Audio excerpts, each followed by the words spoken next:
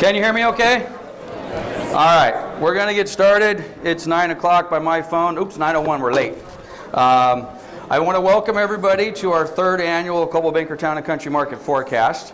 For those of you that got here at 8, actually a couple of you rolled in here at 7:30.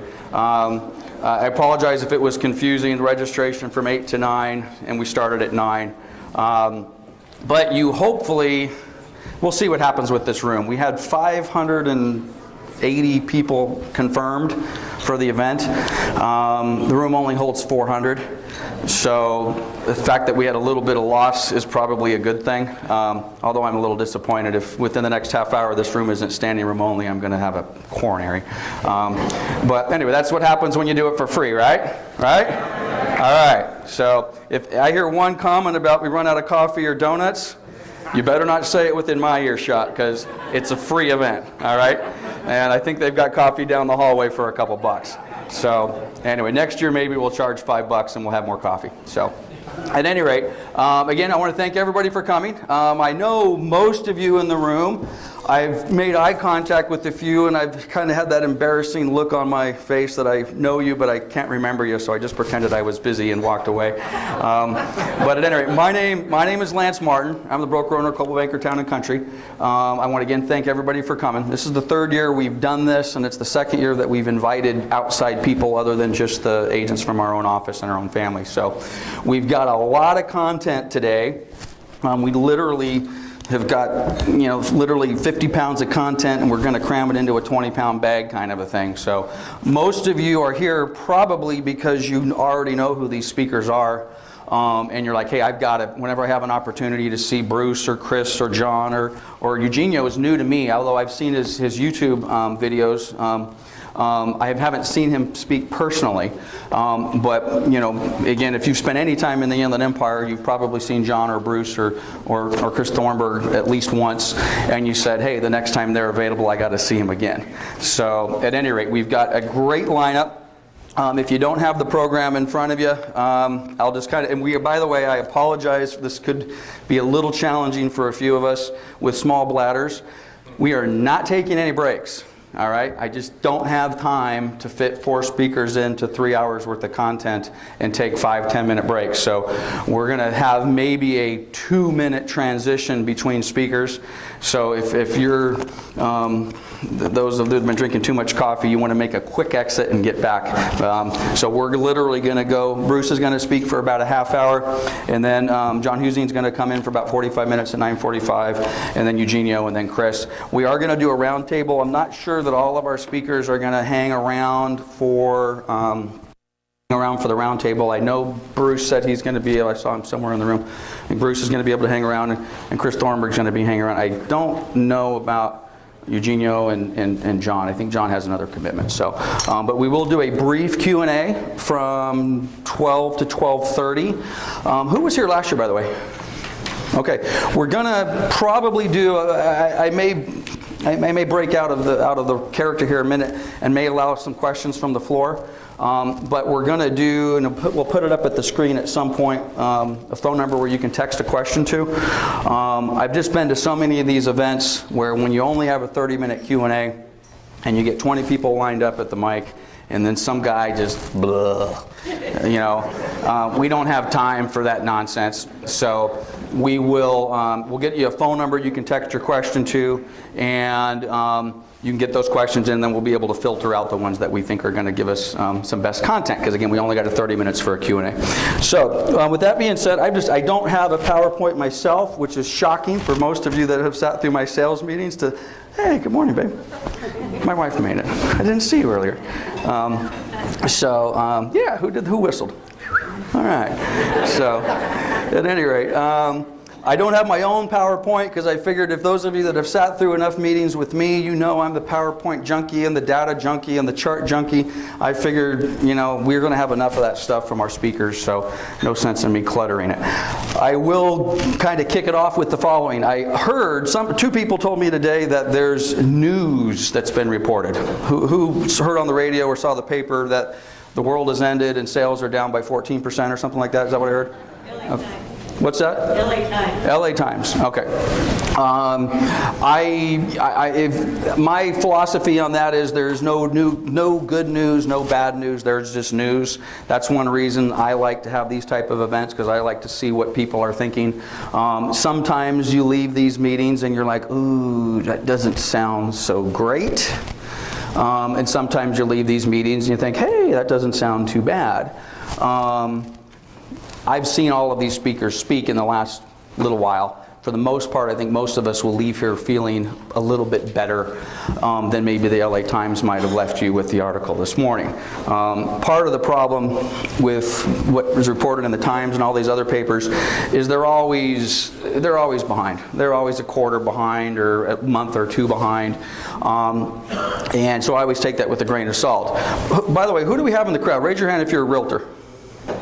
Okay, most of us. Lender, title. Any consumers here? Do we have like any buyers or sellers or all right, keep those hands up. All right, nice. Because we've invited a lot of people. So at any rate, I will tell you my experience and my interpretation of the data over the last 6 or 7 months is starting in September of 2013, we started to slow down a little bit. And it was a little painful. September and October and November were not the best months. And I'm not talking for my company specifically. I'm talking for CRMLS. If you looked at the data with CRMLS, the pendings and the sales were down, down, down. December we had a nice little pick up, and then frankly January and February were about as bad as you possibly could ask for. And then frankly March kind of kicked back up in gear a little bit, and April has not been too bad. So it appears as though what I've seen, at least in the last 60 days, is we're setting ourselves up for a nice spring. If we had had this meeting in the middle of February, I was on suicide watch because we just didn't seem to be recovering and coming out of the holidays. As a matter of fact, we just felt like we were still in the holidays. January just kind of dead and quiet, and February seemed kind of dead and quiet. So at any rate, all in all, I'm pretty optimistic. Frankly, I've seen Mr. Thornburg speak about a month ago. I think you'll be happy to hear what he says. I've seen Mr. Norris speak about a month ago. And for the most part, you'll be happy with what he has to say. Mr. Husing, we'll see. And then, Eugenio, I'm going to slaughter your last name. Alaman? I have no idea what he's going to say. So maybe he'll leave us feeling good, or we'll leave here with a little bit of pain. So at any rate, again, I want to thank everybody for coming. We will get a phone number somewhere in between the presentations, in between Bruce and John and so on and so forth. We'll get a phone number up on the screen that you can text some questions to. We literally won't have enough time. I don't think. We'll kind of see how it goes. If one of the speakers wraps up a little early and they've got 5 minutes left, maybe we'll take a quick couple of questions while we're transitioning the PowerPoints. Otherwise, we'll get you a number to text. So, at any rate, I want to thank everybody for coming. Kind of excited. And without any further ado, even though we're a little early, that'll give Bruce a little bit of time to extend his presentation a minute or two. So I've got a bio for Bruce. Bruce, why don't you start working your way up here, and we're going to get you going here in a second. You can read Bruce's bio. It's in the brochure here. I'll just do my shorthand version. By the way, who is here just specifically because of Bruce? Okay, because I know a lot of Bruce and Aaron put it on their website and pushed it out there. Even though Bruce is a lot more available than a lot of these other speakers locally, whenever I get an opportunity to see Bruce speak, I take advantage of that, because he is, although every time I introduce him once or twice as an economist, and the very first thing he comes up and says, no, I'm not an economist. But I don't know anybody that analyzes the data more thoroughly than this guy. The annual or the semi-annual super things that Bruce puts on. I know he locks himself in a hotel room or on the beach in Hawaii or something like that and reads things like Dodd-Frank and all sorts of fun stuff. But his analysis of the data, based on best I can tell, has been spot on for years, and I certainly respect him. And if you were only here, if you had to leave in 45 minutes, you're going to get your money's worth with Bruce alone. So money's worth, you didn't pay anything. That's right. By the way, while you're coming up here and we're setting up this PowerPoint, who would have paid $50 to come here today? I would. All right, next time we do this, we're going to maybe do $50. Okay, we got a couple goofy lapel things here. You need to put both of these on. All right. So I'll let you work on that. How far down do you want? I don't know. Hopefully it's going to look okay. Okay. Well. And then that one, and then you can put that in your pocket. And I'll give you the 5-minute warning kind of a thing. Actually, I have my... All right, guys. Bruce Norris, give me a hand. Thank you.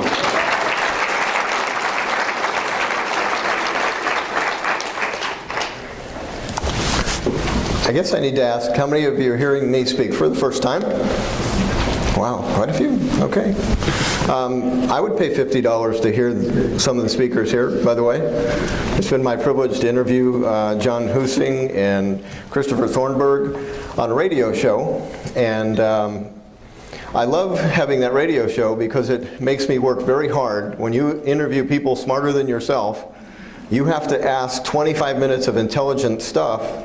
You really do work hard.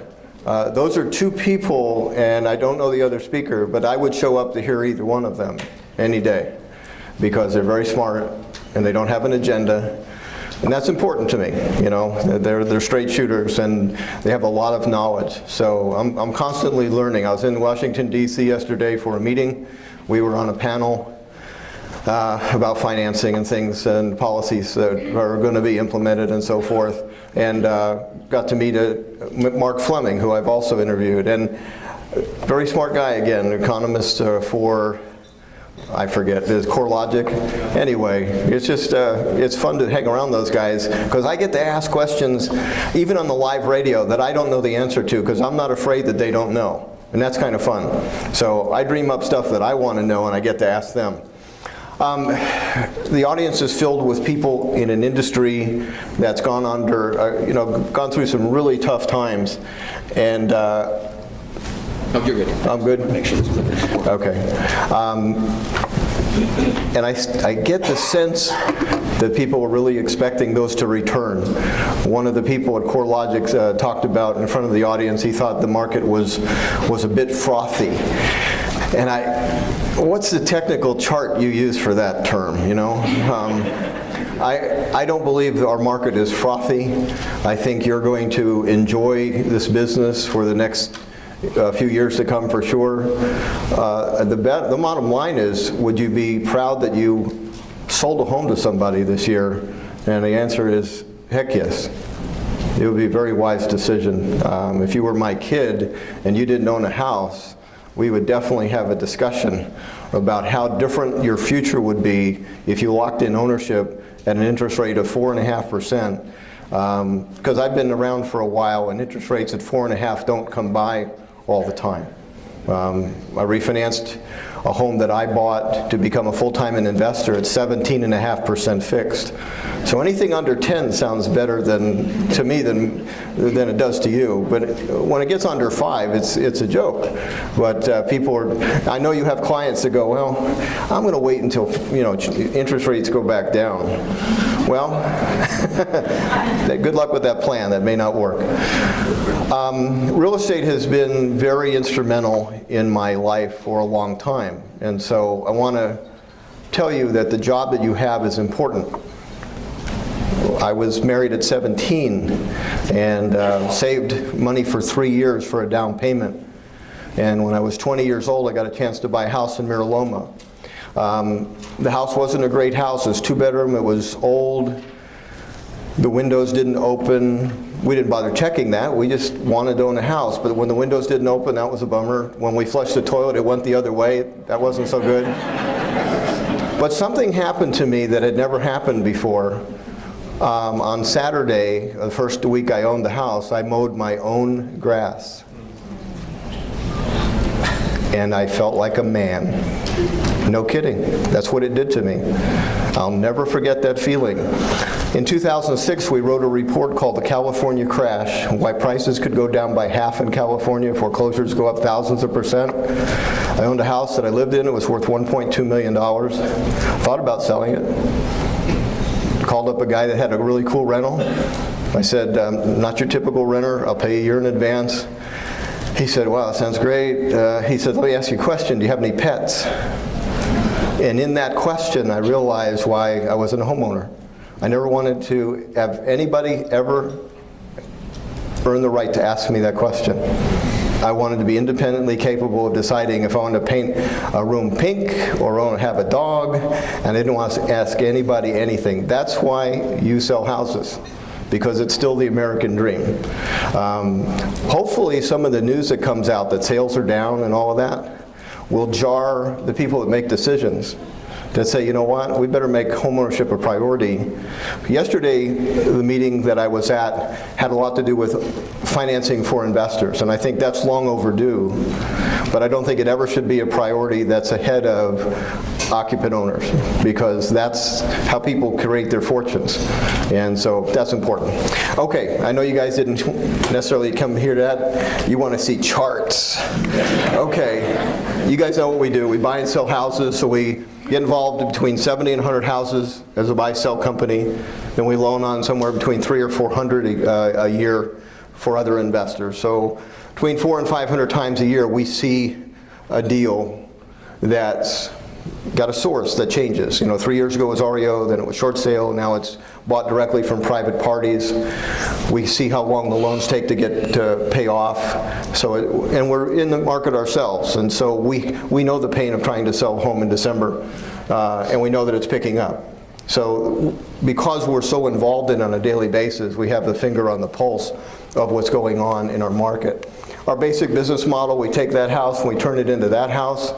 There's a lot of places that are afraid if investors own too many houses, then you're going to have a big problem. It depends on the investor and depends on how they take care of the properties. But we fix our rentals just as we fixed our flips. Where we are in the marketplace, you know, we've had we took a horrendous hit in price. We've marched our way back up to somewhere around 430. And so all of that has been very beneficial. I don't think we're done. So the bit frothy, I questioned the economist that said it was a bit frothy. I said, well, what does that mean? And what that means is we're over the mean. Okay, well, every time California has a price run, it's not only a little over the mean, it's way over the mean.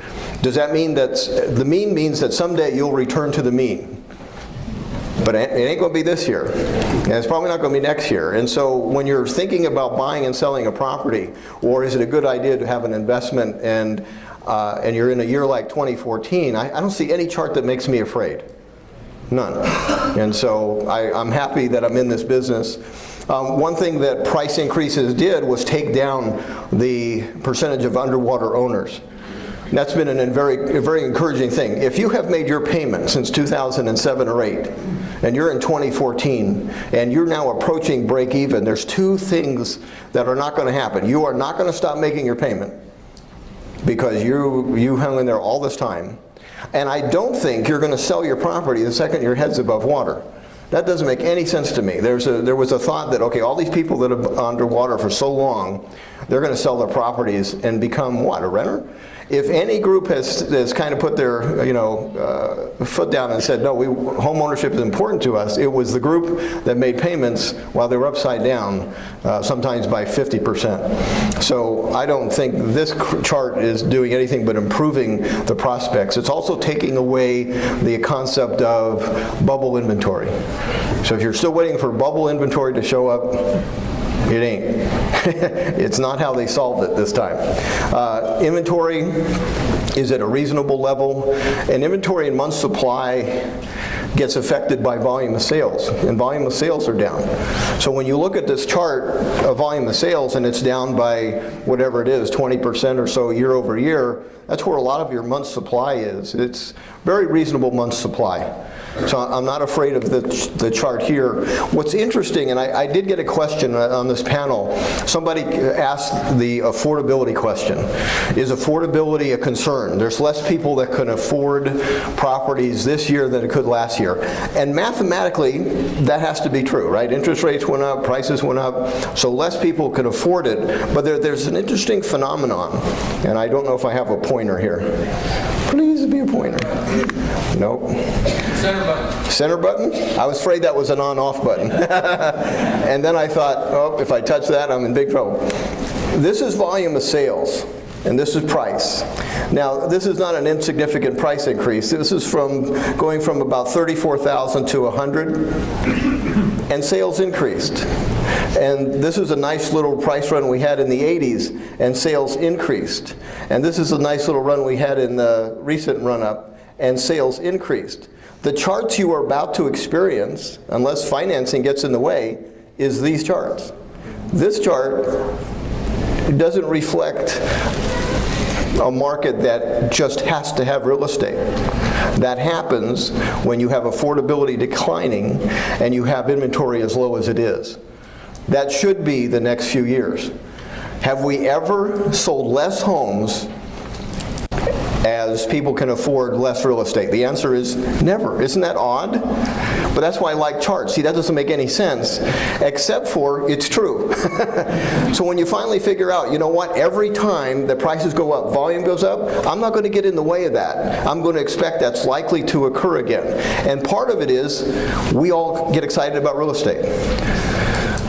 During 2005 and 6, I had to get my hair cut by 4 different people because the previous ones left to be what? Either a real estate agent or an investor. That's when you know, yep, we're about done, when you start losing everybody from an industry. Okay. This is an important thing that's gone on now too, is now you have equity sales, the majority of the inventory. How many of you have contingent sales? Nobody? I have a lot of contingent sales where they got to close that so they can buy this. Do you know how hard it is to go up in inventory when 85% of your sales is an equity seller about to buy another one? You don't go up in inventory. So if you're thinking that we're in danger of having an explosion of inventory, it doesn't happen when you have equity sellers dominate a market.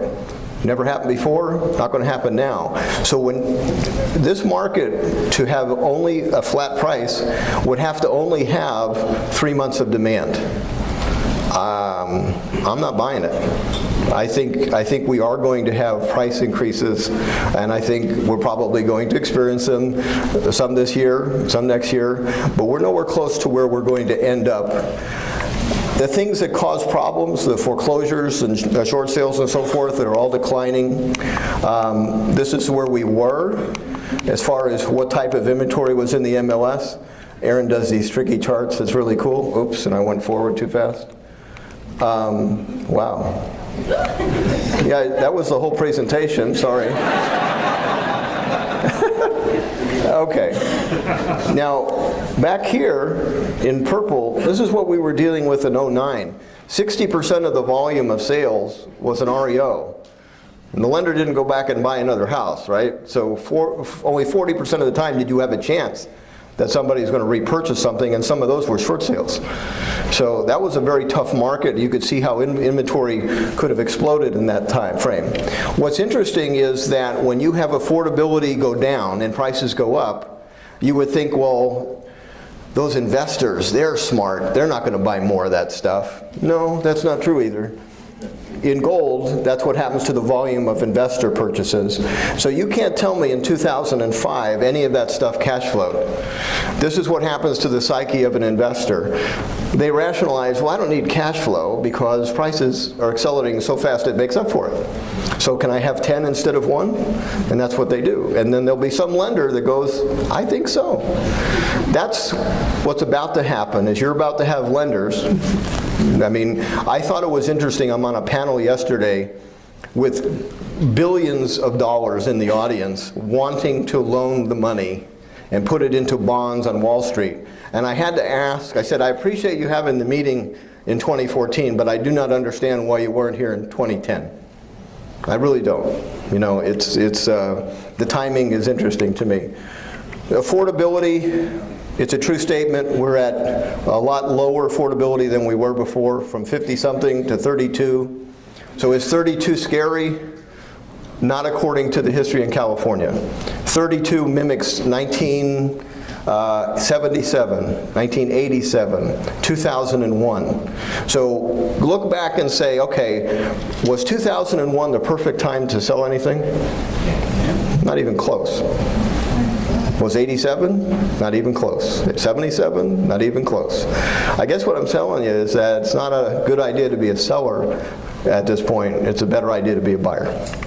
Because I don't think we've used up this chart. We're going to have price increases.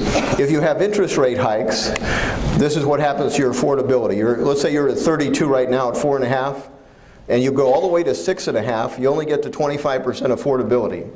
Is 25% affordability scary according to our history? It is not. Anybody think we're going to have a 6.5% mortgage rate this year? No. Will we have it someday? Yeah. Yes. And that someday will be real important. You know, there'll be a time where I stand up here again, and it'll be when you're at the peak of happiness too, by the way. We'll all be hugging each other, we've all made money, and I'm going to tell you, guys, it's over, run for the hills, and you're going to go, I hate that guy. Every 6 years he comes up with one of these things. Okay. This is the part, and I'm sure we'll have some discussion about this today from other people. And you know, I've raced through this because I thought we were short on time, and maybe it's good. Construction for Riverside and San Bernardino County is a big deal for our employment, and we have not caught up yet. And so we had, I'm sure, good sales. If you were a builder, you probably could sell almost anything that you could build last year. But the next chart is the one that's still interesting to me, and that's the subdivision creation. So this is subdivisions in Brown in Riverside County that went from 300 to almost 400. And ever since then, they've been bouncing around an average of 20. And now for 2013, after a year of good sales, the estimate was wrong. This is 42 now. So this is the thing that's interesting about charts. So you could say, well, subdivision creation has doubled in Riverside from 2012 to 2013. That's an accurate statement. But if you're at 40 and you were here, it's still down 90% from the peak. Now, what that means is there's going to be a hole at some point where the builders would like to be able to build on something, but they're not going to have gone through the process that create a building lot. You're going to have a lot of demand land on the only inventory that's available called an existing house. And that happens every time. And one of the charts that we follow is that an existing priced home surpasses a new house per square foot. Did you know that? I know that because because I invest in this stuff. You guys, one of the biggest favors you could do for yourself is buy another house. There was one big discussion yesterday was the financing or the new home market or the existing home market sales are down because too much college debt. And I thought, okay, well, you know what the easiest way to solve college debt is? 70 grand college debt. Make a nothing down loan program for people to get into houses. And let them own a California house for 2 years. And get an equity line and pay off their credit and pay off their college. Isn't that exactly what would happen? I just think we're making a big deal out of nothing. And I don't understand why there's not a nothing down loan program either. So we did talk about that. I think Wall Street's money hungry. They're dealing right now with, they think of their new toy. They're going to loan hundreds of millions of dollars to investors when they could loan hundreds of billions of dollars to owner occupants and create bonds that would be perfectly safe, the loans would be paid, and we would get the monkey off the back of the government. If they don't want to participate in that, that's fine. But as long as you have a good qualifying process, by the way, which would be what? Mimicking the VA? One of the misunderstandings is the safety that a down payment creates in the loan performance. So the thought is, well, if you put 20% down, that loan is going to perform exceptionally well compared to others. Well, the only one that proves that not to be true is loaning a veteran with nothing down. Over a 50-year chart, you cannot tell the difference between a 20% down Fannie Mae and a 0% VA because they have a qualifying process. You could have a nothing down loan program, be very successful, and get home ownership trajectory going the other way, which is, it's not just for home sales. Give me 10 years out and tell me what are the finances, what are the net worth of who's living in a house that they own versus the one that's renting. How many of you guys own rental houses? Would any of you give me a 30-year fixed rental rate? Would you do that for me? Why don't we want to do that? We don't want to do that because we want to raise rates. We want to check the market and say, well, I think get another $100. And we're going to do that every year that we can, faithfully. And the payment for somebody renting 10 years from now will be very different than the fixed PITI payment of somebody that had owned. It also goes and pays off eventually. So now you're sitting next to, let's say you got a 15-year loan. 15 years later, this part of the budget has 0 attached to a PI payment and no rent. That's a very different lifestyle that's possible because somebody got to own a home. So this isn't just for, gosh, realtors aren't selling enough homes, let's make a nothing down loan program. No, let's make a nothing down loan program so a lot of young people who have college debt can get ownership of a house, pay off their debt instead of walking away. Now that's the newest thing, right? A few years ago it was, if you're upside down, you know, you can get out of your debt. Well, now they're doing the same thing with college loans. It's not a good idea, and it's not sending the right message. When you teach people how to get out of debt that they owe, you're doing them a disservice, to be honest with you. Okay. FHA loans came into big volume in 2009 and 10 and 11. That's been declining. And part of that has certainly been the FICO score difference on who they'll loan to. In 2008, this is kind of an amazing statistic. In 2008, 23% of FHA loans were lent to people with a FICO score between 300 and 579. I didn't know you could get up at 300 FICO score, actually. But I certainly didn't think you would make it in a chart that says we'll loan you money. So maybe that was a tad too aggressive. 580 to 639, 36%. So 60% of their business was to a FICO score of less than 639. And if you go down to the last quarter in 2012, it was 9.3%. That's too hard. The other was too easy. Somewhere in the middle is better. Carrington Homes just came out with that they will do FHA loans to a 560 FICO score. That's going to be a big help to the marketplace. So this is going to start becoming more generous. This is what happens during every cycle, is that when the prices are down in 2009 and 10, if we had had this meeting and it wasn't about REOs, no one would be in here. Because real estate was very scary, so let's don't touch it. In 2014, a good crowd. 2015, standing room only. That's just the nature of what we do. And lenders who used to make their living on refis are going to have to figure out how to create aggressive purchase programs. So somewhere around you're going to be driving around and you're going to hear the verbiage on an ad, nothing down. Now we think that, that'd be so aggressive. Do you remember the loan program that they had in about 2000, 2001, driving around? It was 125% loan-to-value loan. Now I did think that was nuts. And were they rewarded with foreclosures? No, because of the timing that they did it. They were rewarded with a gigantic coup of capturing a huge amount of the market where their competitors now had to go, holy mackerel, what are we going to do? So what do? They create another program that goes, well, this is better than that one. That's about to start.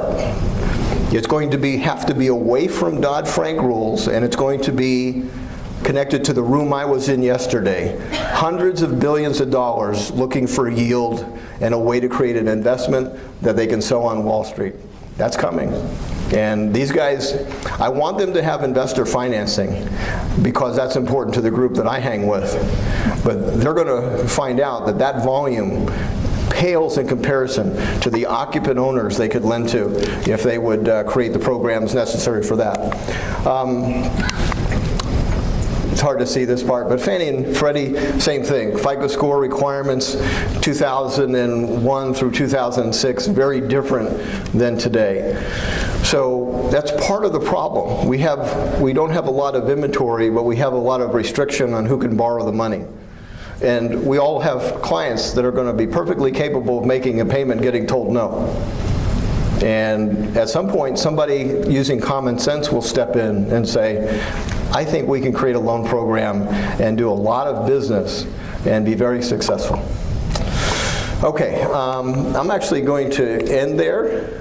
And if I did it quickly so I could definitely get done, but I'll take can I take 4 minutes of questions, or you don't want me to do that? Absolutely. Okay, I'll take some questions, and I'll try to repeat the question. Anybody got a question? I have a comment. Okay. No comments, just questions. The first mortgage will actually go down to 500 FICO.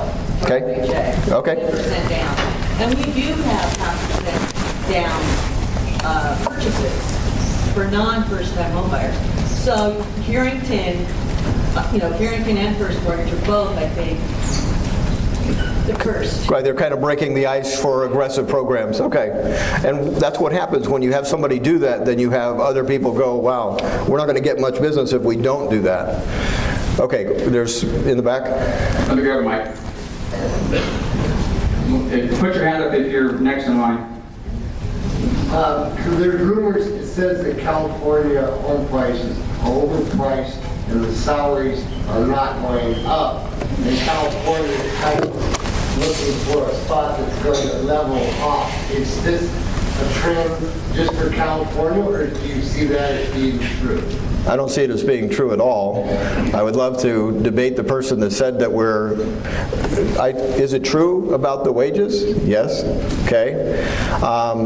But what's interesting, there's a chart called affordability that basically says where you are on the ability to get a yes answer from a lender. As far as your debt ratios and so forth, that's affordability.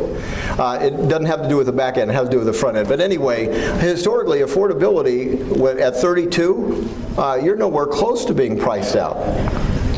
Nowhere close on a monthly basis. So I just really disagree. And whoever writes that, and it's very common to hear that from California Association of Realtors, Leslie Appleton Young, her and I have gone around with what affordability means. But until you hit the high teens in affordability in California, that market is going to go up until that time. Historically, it's happened every time. Bruce, can you, I don't know if you guys picked this up, because if you've seen Bruce speak over the last few years, that's a big theme of his. I don't know if you had a chart on it. Yeah, sure, I did. I've seen that chart. Affordability now is at what? 32. 32, and he just said it's got to get down to 17. 17 before we need to panic. So, well, you don't necessarily have to panic. You have to be able to make decisions before anything negative happens. All right, I won't go back to it. Bruce, on in terms of loan programs getting aggressive for owner occupants, it seems like it's not really recent now, a couple of years ago, there was a hike in the mortgage insurance rates. Yes. That made the FHA program kind of cost prohibitive, and I would think had an impact on affordability. What do you think is going to happen with that? Do you think the market will respond in the mortgage insurance area as well, or was there any talk of that in some of your recent discussions? I think we've definitely had an overreaction to things as far as mortgage insurance premiums. I think people probably, once they get equity, would refi out to a program that they don't have mortgage insurance. Just because FHA doesn't go away doesn't mean you can't get a conventional loan at 80% loan to value and do a refi.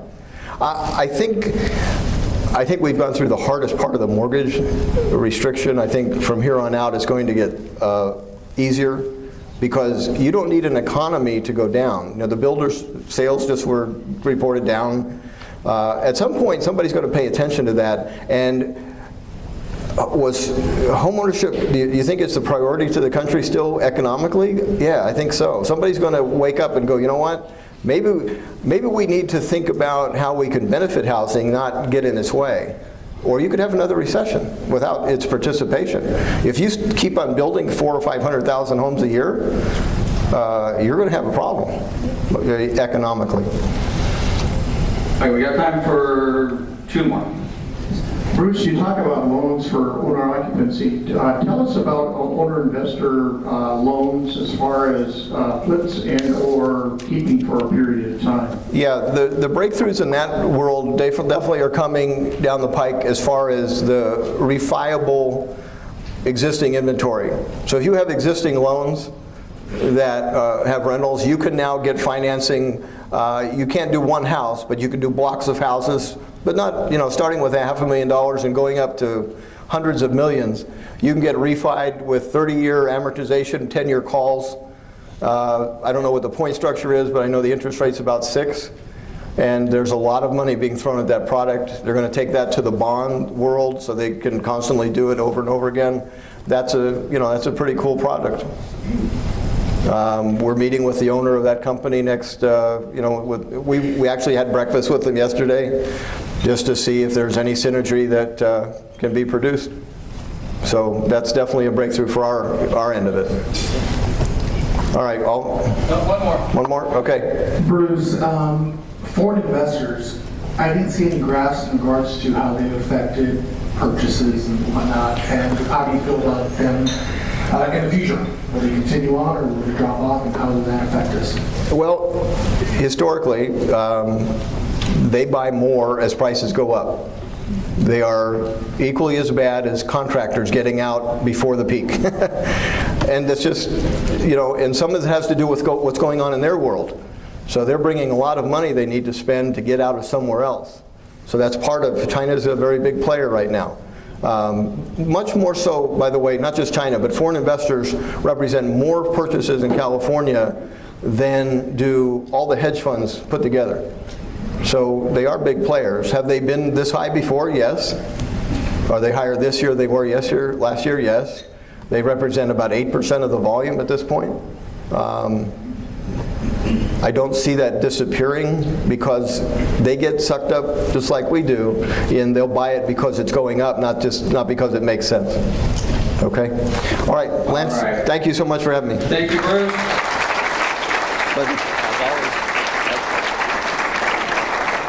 Okay, while Bruce is, by the way, those were good questions. Kind of broke my first rule, but that worked out okay. I think we had 5 questions and they were all coherent, so congratulations. Over here. Come on, guys, we've all been there, right? Please shut up. At any rate, thank you very much, Bruce. Ingrid, John, where are you?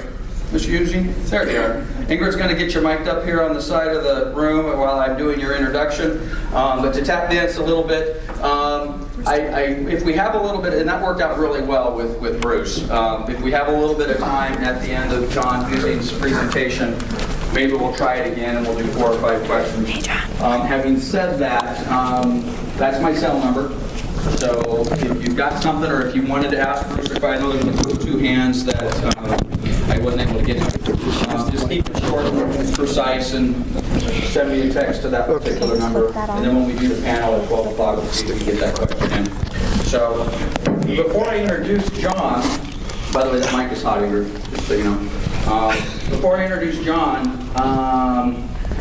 I don't exactly know how Bruce put it, but he said something if you were in the room with me when things were great, and then I came in and kind of poured a bucket of water over you. Was anybody in the room with Bruce when, yeah, there's a couple hands? I think I've been in the room with them once, and I think that was probably 2006. Maybe even late 2005. Maybe it was 2006. I don't know. But that was an interesting room to be in. Who was selling real estate or buying real estate in 2006? Okay, clip this Okay, at least 2003, 4, 5, and 6 was pretty darn fun. And then if you were paying attention somewhere early in 2006, things started to get a little less, or actually got more interesting, and depending on what your business model was, they got really fun or they got This is pretty connected already. So, cool. at any rate, thank you, Bruce. Always appreciate it. Okay, our next speaker is John Busey. Again, I'm not going to read the bio to you because it's right in front of you. I've seen John speak before. Okay, great. Who saw John speak in this room last week? Okay, you're back for more. Fantastic. I missed it. I Put this fully in your intended on pocket. getting over here last week to see John. You're gonna clip this on. But I've seen him speak many, many times before. He's very well respected. You're gonna throughout turn this the on when you're Empire and ready. Beyond.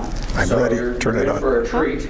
And hopefully we'll get his PowerPoint loaded up. We're going to take that phone number off the screen here in about 30 seconds and put John's PowerPoint up. So, and hopefully, Bruce, did you walk away with, oh, never mind. You didn't. I got it right here. So, anyway, without any further ado, Mr. John Busey. I have to run it from here. Okay. I'm going to stand down here because I have to run this crazy thing. The button won't do it? I have to be able to see the numbers. I'm 73. If the numbers aren't big, I can't see them anymore. Well, we can do that. There you go. And how's that? That work for you? Yeah. You don't want the clicker at all? No, I don't need it. It is always fantastic to hear Bruce, and I hate to follow him because he knows your industry far better than I do. I am a generalist, so what I do is I look at the Inland Empire economy, which essentially is the sea of tidal forces that you live in. When it's growing, it's helpful to you. When it's shrinking, it's not.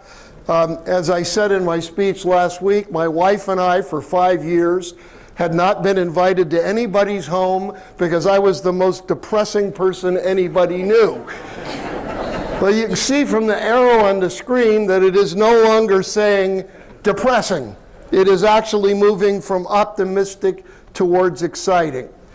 Let me put this in context for just briefly talking about the national economy. These bars on the chart are job growth month by month in the U.S. economy. And you can see there the huge job downturn we call the Great Recession. Now it ends, and you've got some really tall bars saying job growth. Don't get excited, that was the census. Then you have 4 negative bars, don't get depressed, that was laying off the census workers. Other than that, notice it's growing. Now the question is, where are we? We lost 8.78 million jobs in the United States during that downturn. The answer is where we sit at the moment is we've gotten back 8.273 million, so we've got 95% of the jobs back. If you deduct the fact that a large number of government jobs were lost, 670,000, the private sector is back 102.7%, which means we actually now have more private sector jobs than we did when the Great Recession started. So it is starting to get back. Now, is it fast enough? Answer, anytime you have a financial reason for a recession, there are other reasons. Anytime that happens, you are condemned to having a very long, slow recovery. It's just the nature of the beast. The other problem you have is if we could just convince Congress to never go back to Washington, it would truly help, because all they've done is scare the bloody hell out of the markets. And I don't care whether you're a Republican or a Democrat, I have a chart I don't have here that shows every time they get in a fight, consumer confidence dives. As soon as they go home, it goes back up again. Fortunately, this year, because it's an election year, they've decided to declare peace, which means the recovery this year should be pretty good. When you look at the relationship of our state, California, to the U.S., let me put a line on here at 5% unemployment. What the unemployment rate needs to get down to is a big discussion in economists. It's 5.5, 4.5, 5.75, whatever. But there is a 5% line. Here's the U.S. unemployment rate. So you can see occasionally it's gone below the blue line, but very occasionally. The most recent time was during the housing bubble, which unfortunately was somewhat artificial. But you see those great big peaks in unemployment. Now let me put California on there, and you can see early on it tracked the U.S. very closely. But the last 2 major increases in unemployment, the U.S. went up and we skyrocketed as a state. Now what were these periods? Well, Some of you were old enough to remember when the prime rate was 21%. It was a little tough to do real estate loans in that environment. I know, because I had to take out a second trust deed, and I had to give away my firstborn, my secondborn, and my car. What that was all about was it was the chairman of the Fed, Volcker, who increased the prime rate and all interest rates sky high, frankly, to slow down the economy dramatically, because inflation had gotten way out of hand. It was running 10% a year. Since that event, we've not had major bouts of inflation. Inflation has existed, but nothing like what came out of the 70s. The second period was the end of the Cold War. Now, why did California get hit so hard? Because Ronald Reagan spent the Russians, or the Soviet Union, into oblivion by building up defense, and where did he do it? In his state, California. Well, when the Cold War ended, that got all cut off, and California got really hurt, and that was the aerospace defense downturn. In Southern California, we lost 500,000 jobs. Interestingly, though, the Inland Empire didn't lose any. We had a net gain of about 20,000 in that period, despite closing Norton Air Force Base and March Air Force Base and a lot of aerospace firms here in the West End. And the most recent is obvious, it's the Great Recession. And it hit those places where real estate was a really big deal during the uptick. And it was a lot of those FICO scores that Bruce was talking about a while ago. People that had no business being able to borrow money, or had great equity that was a phantom equity, and then they borrowed it all and then turned around and lost their houses. So that's sort of the picture, California versus the US. You notice the red line is starting to get down towards the black line, but it's not there yet. And the black line isn't down to the blue line. So much for economic theory. Now, let's talk about California just a little bit more. Here is the pace of what occurred in this state in the last, since 1984. You have the defense cutbacks. And you can see there the loss of jobs in the state. Then you have the dot-com meltdown. The first really hit Southern California. The second really hit Northern California. And then you've got the Great Recession. Now, if we look at the Great Recession, how many jobs did California lose? In round figures, 1 million. How many have we gotten back in the 3 years of growth since the end? 965,700. So we sit at the moment 100,700 jobs short of where we were. Now, we keep having to have more jobs because the population keeps growing. If you guys would just give up sex, we would not have that problem. You will see that that is my solution to several things here. I'm old, so giving it up isn't a big deal anymore. By the way, don't tell my wife I said that. Now, these are the unemployment rates in the various submarkets of California. What you see there is almost all of them are in the Central Coast or north, except one, and that is Orange County, which actually had the lowest unemployment rate of any metro area in the state. When you get below the line, that is where California as a whole sat, these are data for December, you will notice it starts with LA County and then it goes through the Inland Empire and pretty much all of the Central Valley. If I put the Inland Empire in here, well, first of all, just looking at inland California for a moment, one of the problems this state has is we have two economies. We have the economy of the coast, essentially from Monterey north, maybe from Santa Barbara north, and we have the economy of the inland part of the state. They are not the same state. The problem the state has to a large extent is the policies of the state government are driven out of the Bay Area. And the Bay Area is a very wealthy area. And the people driving our policies think they're normal. They are not normal. They are an exception, and the fact that the Democratic Party allows them to dominate its policies, as a former Democratic campaign manager who put 5 people in Willie Brown's caucus, I am now a registered independent because I don't know who the hell those people are. but they are harming the state because they are really hurting the weakest part of it by putting in place policies that take care of areas like I said, the Bay Area.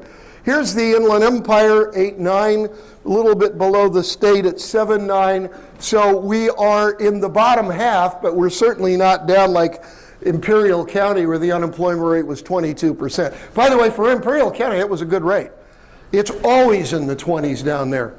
So it actually, they've done pretty well.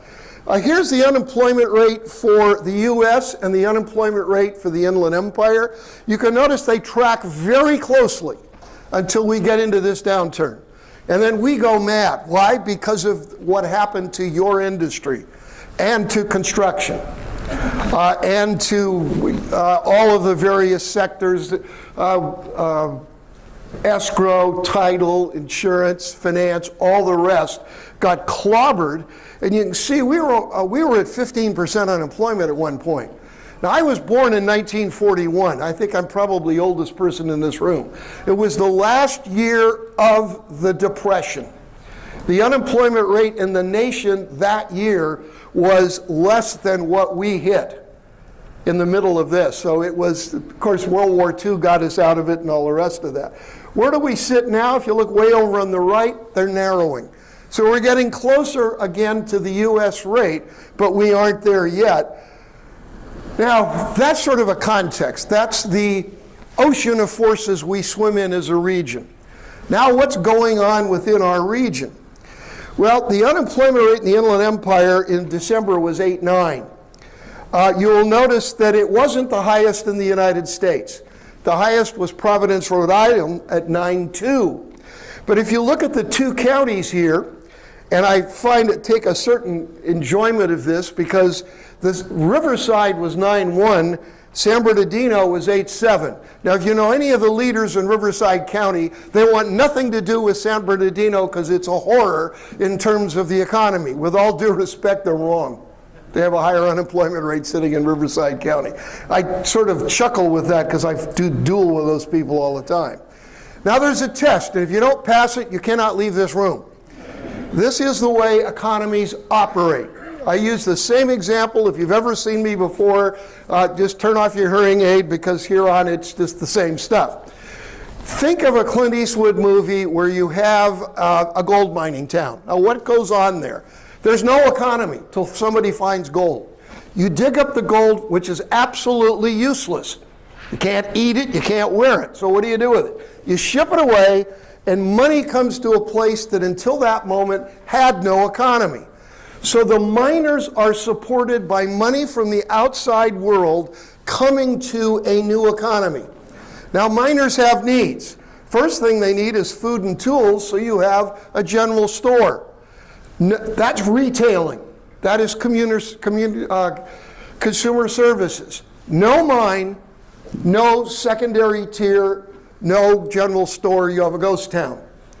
So the key to economic development is not the secondary tier.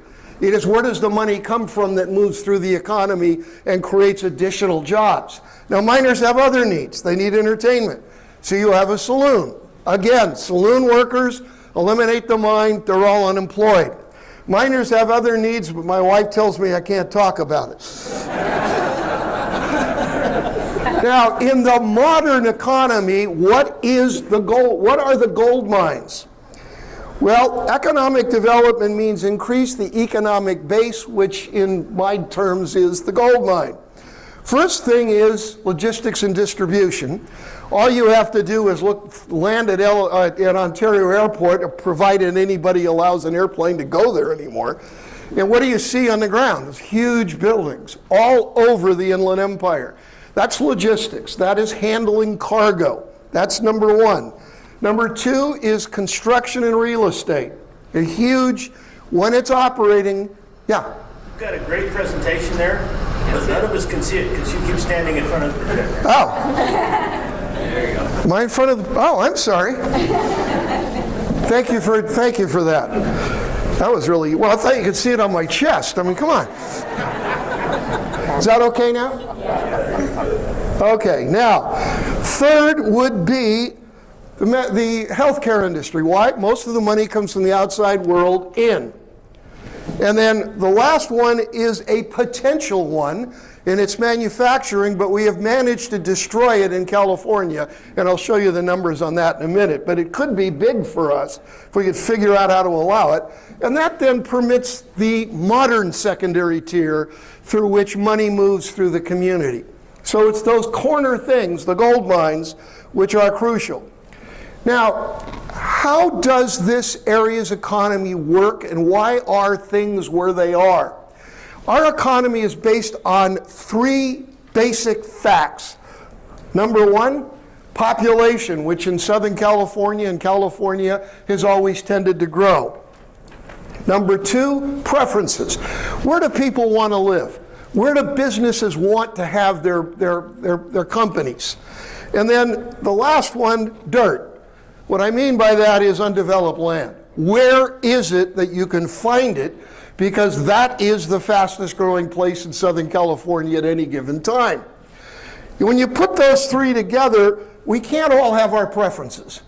And so what you end up with is the pricing system forcing people to make decisions that they may not otherwise want to make, but the fact is they haven't any choice because pricing kind of dictates where things happen because you just can't afford that, some things. Now, here is the whole problem with sex. Like I said, it's a reoccurring theme. California's population growth in round figures between 2000 and 2012 was 2 million people. Births over deaths was more than that, 2.2 million. What's the difference? Net, not immigration, but emigration. We lost more people than we gained in terms of the immigration moving in and out of California. So the whole growth was the responsibility of births over deaths. So that's our key driver. Then there is, where do you want to live? Well, I don't know where you want to live, but I want to live wherever she is. Now, I used to put that up, and that was the only picture, but then I looked at my audiences. As you can see today, there's a lot of women, so I put him in there. Then I gave a speech in Palm Springs, and everybody looked at the guy. Welcome to California. One of the questions that we ask people, or one of the things you hear a lot from particularly well-educated, highly paid planners, is that people don't want to live in single-family houses anymore. They all want to move back to the urban core in attached housing, near their jobs, near all the stuff that's in the central core. Now, these are people who are really well educated, none of whom had a course in economics because planners don't have to. I gave a speech to a planning group about 10 years ago, and it was the toughest speech I've ever given in my entire life because I might as well have been speaking Chinese. So we went out and asked people, what do you want as housing?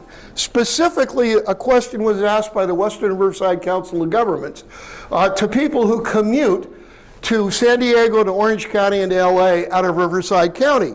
And the question was, would you prefer to move closer to your job if it involved a townhouse or a condo?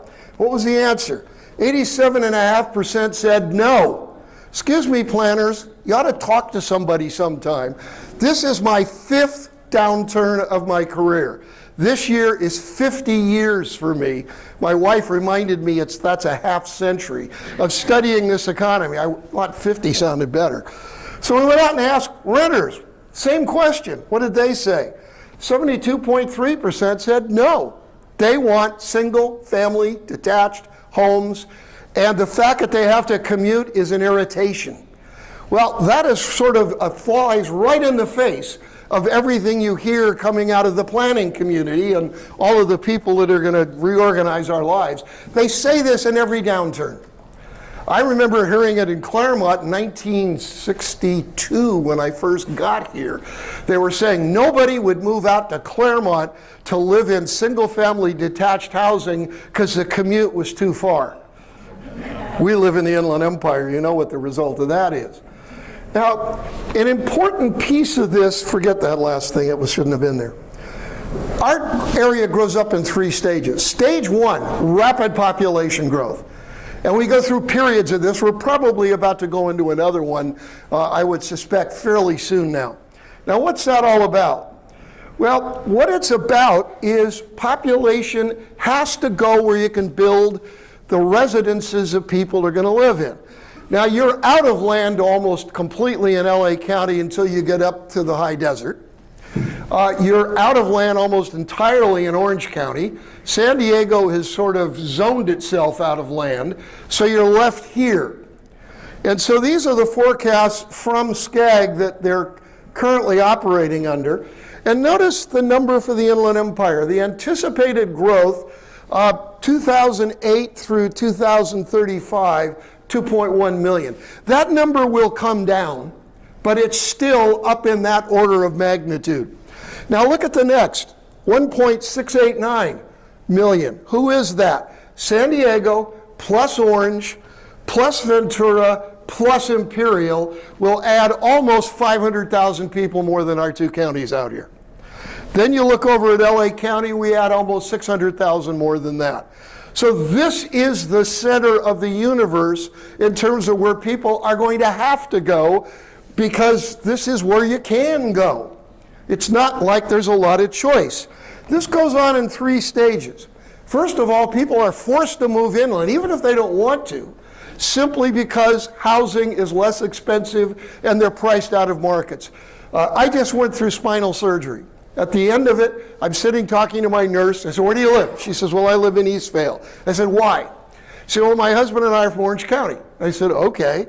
She said, I got my nursing job. We had 2 incomes. He works in manufacturing as an executive. We decided to buy a house. We went out looking in Orange County, and all we could get was an aging tract home that we'd have to spend a couple of $100,000 to even make livable. So they ended up with a brand new home in Eastvale. And that, in fact, is the way the pricing system alters behavior. So that's the first step, even for the high-end house. Second step, when stage 1, people move to a place and there are no jobs there to speak of, and then Jack Brown of Stater Brothers puts up a store, and here comes CVS Pharmacy, and here comes the local cleaner, and here comes the hairstylist, and all that grows up, what we call population-serving jobs. Generally not good paying. It's generally the second job in a family. What is going on with the primary wage earner is they're a commuter. And they're a commuter for a long time, and they're really angry, but they have no choice, because where the house is not where the kind of jobs that primary wage earners can do in stage 1 is there. Now, where is this right now? It's the high desert. It's the South I-215 around Paris and Menifee and over in Hemet and San Jacinto. And it's also on the 10 freeway, Beaumont. It'll get to Banning in this next cycle. It stopped in Beaumont. By the way, you can almost measure it in inches. It stopped in Beaumont. Now it's going to move on to Banning. Now, one of the things that goes on here is commuting. There's an urban myth that 40% of our labor force commutes. Nonsense. It's 20.6. Why isn't it 40? Because a lot of people who commute, quote, commute, drive from Riverside to San Bernardino and San Bernardino to Riverside. If you take that out, because we measure it by county, and that's not what we're talking about. We're talking about intense commuting. We're talking about the 91, the 15 south, going out the 10 and the 60 and all that. It's 20.6%. I think it's interesting that in Orange County, commuting is 16.3. You think a 91's bad? Get on the I-5. Get on the I-5. If you don't commit suicide, you have no nerves in your body. Now, when we look at your industry, what I'm seeing, and I'm assuming Bruce, I'm echoing some of what Bruce said here, I finally see some hope for construction as well as for real estate. Now, why is that? Well, first of all, there's this chart. This is a share of homeowners who are underwater on their mortgages. It was 54.9% in the fourth quarter of 2009. So well over half of all of our homeowners were buried, which means they couldn't move, they couldn't sell. A lot of times they flipped the keys and took off. But the fact was, we were in real trouble. Go down the line and you see over here, I don't know how to do this, there, 40.5%. That was fourth quarter 2012. Now look where we are in fourth quarter 2013. It went from 40.5 to 19.2 in 1 year. What happened? Prices went up. And all of a sudden, it freed a very large number of people. We had 333,720 homeowners underwater. It's down to 158,208. That was a decline of 162,000. It really improved the market enormously. It was a 52% decline. Now, what has been going on in our market that is causing you to not have a big supply to sell? Important is this chart. These are homes you never saw. These are homes that were foreclosed upon, and the lenders did not take the homes themselves. They immediately gave them to Wall Street. This was policy out of Washington, D.C., from both the Obama administration and the Federal Reserve Bank to get investors to soak up the vacant houses. Now, what was the impact of that? Well, one of the things was a gigantic increase in rental housing into communities. The second effect of it was homeowners, when prices were inexpensive, were pretty much priced out of the, not priced, bid out of the market by multiple cash offers, whether they were these. Now these, what you never saw, these just went directly to Wall Street. But it also occurred in the open market where more and more investors were the players. Families just didn't have a leg to stand on in that period. It got up as high as 58% last March, a year ago right now. It came down from there, and right now it's fluctuating between 35 and 40, but it's not a big volume now. Why isn't even at that a big volume of investor purchases? Because this is a really good news chart. These are notices of default, and you probably saw these earlier, but what it basically is, the first stage in the foreclosure process, you're behind on your mortgage, you have 90 days to get it up. These are filed, they're public record, we can track them, and the most recent number, as you can see, is way below early 2007. So you have to go back before crazy time to be able to find a time when the notices of default were as low as they are now. So the investors are taking a big hunk of a very small number of homes now. It was down in March, it was down around 1,200 or 1,300 foreclosures.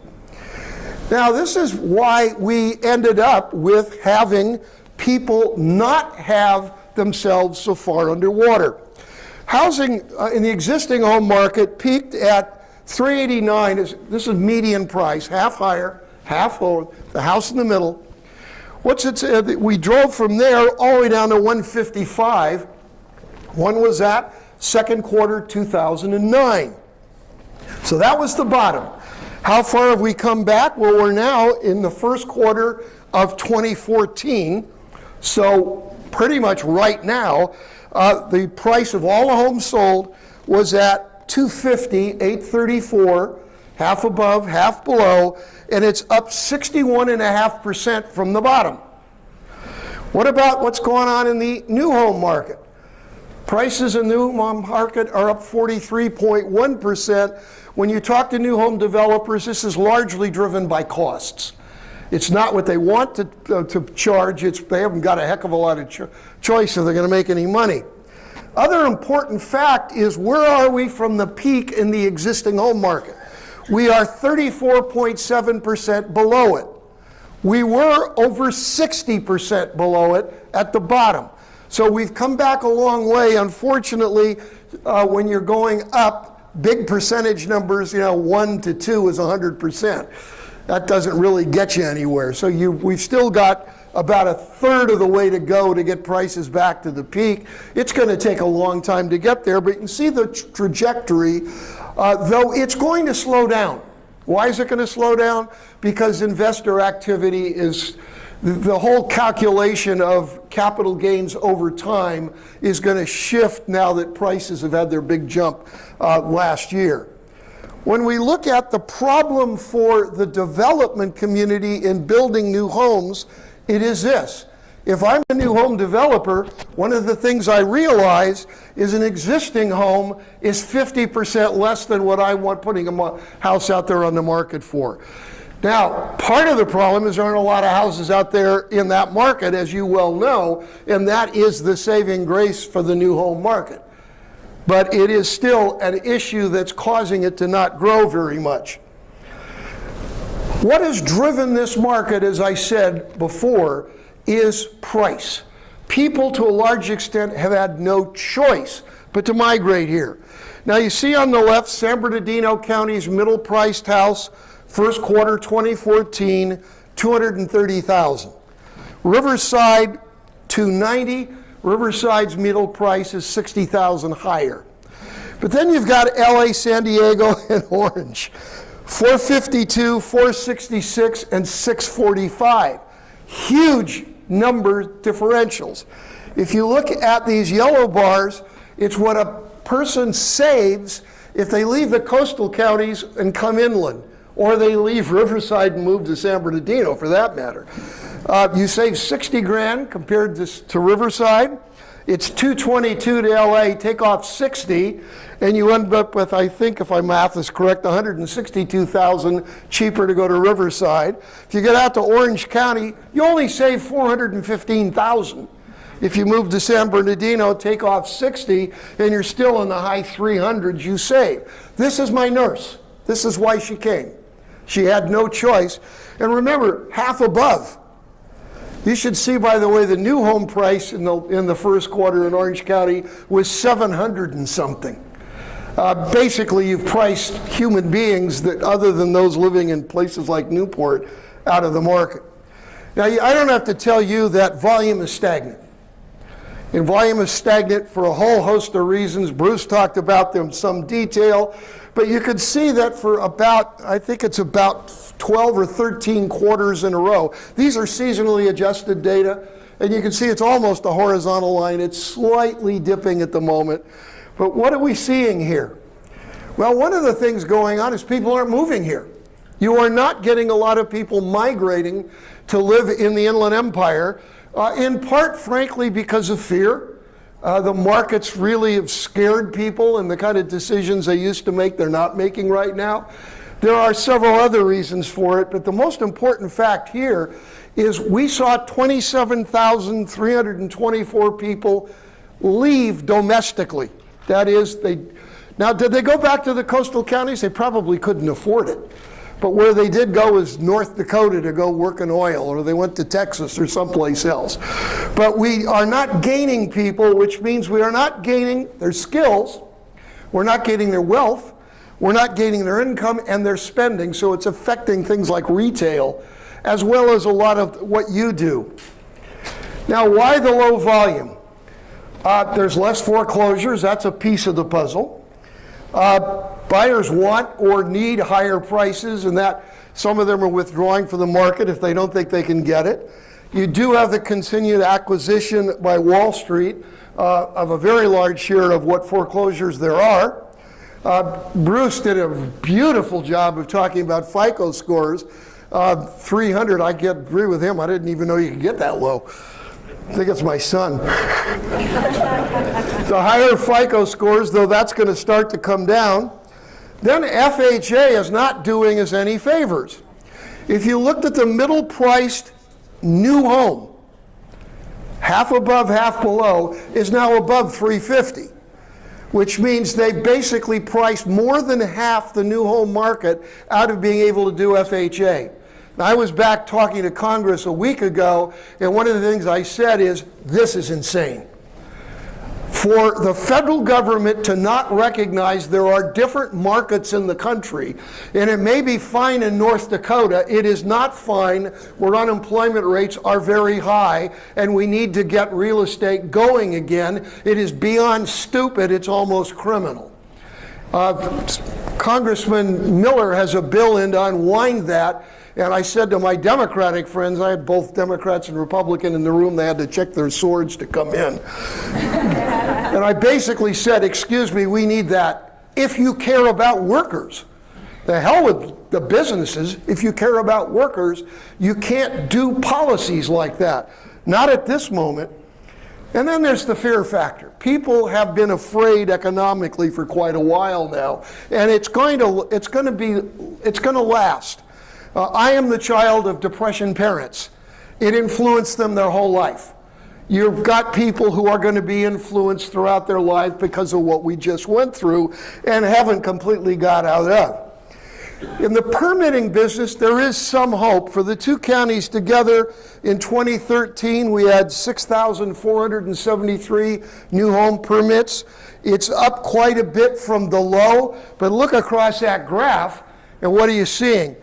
It's nowhere near even the lows back in the last decade. So the sector is not picking up. It started up, but it's not a lot. This is what happened last year in job growth in construction. What do you see? 6,733. What's the good news? It's positive. I got so sick of this bar going the other way that it's finally good to see it positive. The other bar is mining, but that's a very minor piece of the business. I'm forecasting this year that it's going to go up 8,100. I'm talking to the development community, and they're starting to move finally on moving ahead. Assessed valuation, which to government people is crucial, with the increase in prices. I do the forecast for San Bernardino County, and I'm forecasting this year it's going to go up 6.1. Why? Because there was a big increase in housing values. All I had to do was look at my own tax bill. This cuts two ways. I love the fact that the value of my house went up. I don't like the fact I have to pay for it. Now, you'll notice that the last bar is almost equal to the tall bar. So we're almost all the way back. But if I'm in the government, I have another problem. 6.3% inflation, which means the dollars don't buy as much. So I've got to go 6.3% higher than the peak to get the same purchasing power. So it's not all the way back yet. Now we have a second issue, and that is businesses. Where do they want to locate? Well, they probably want to be by the ports. They probably want to be by LAX if they have a preference.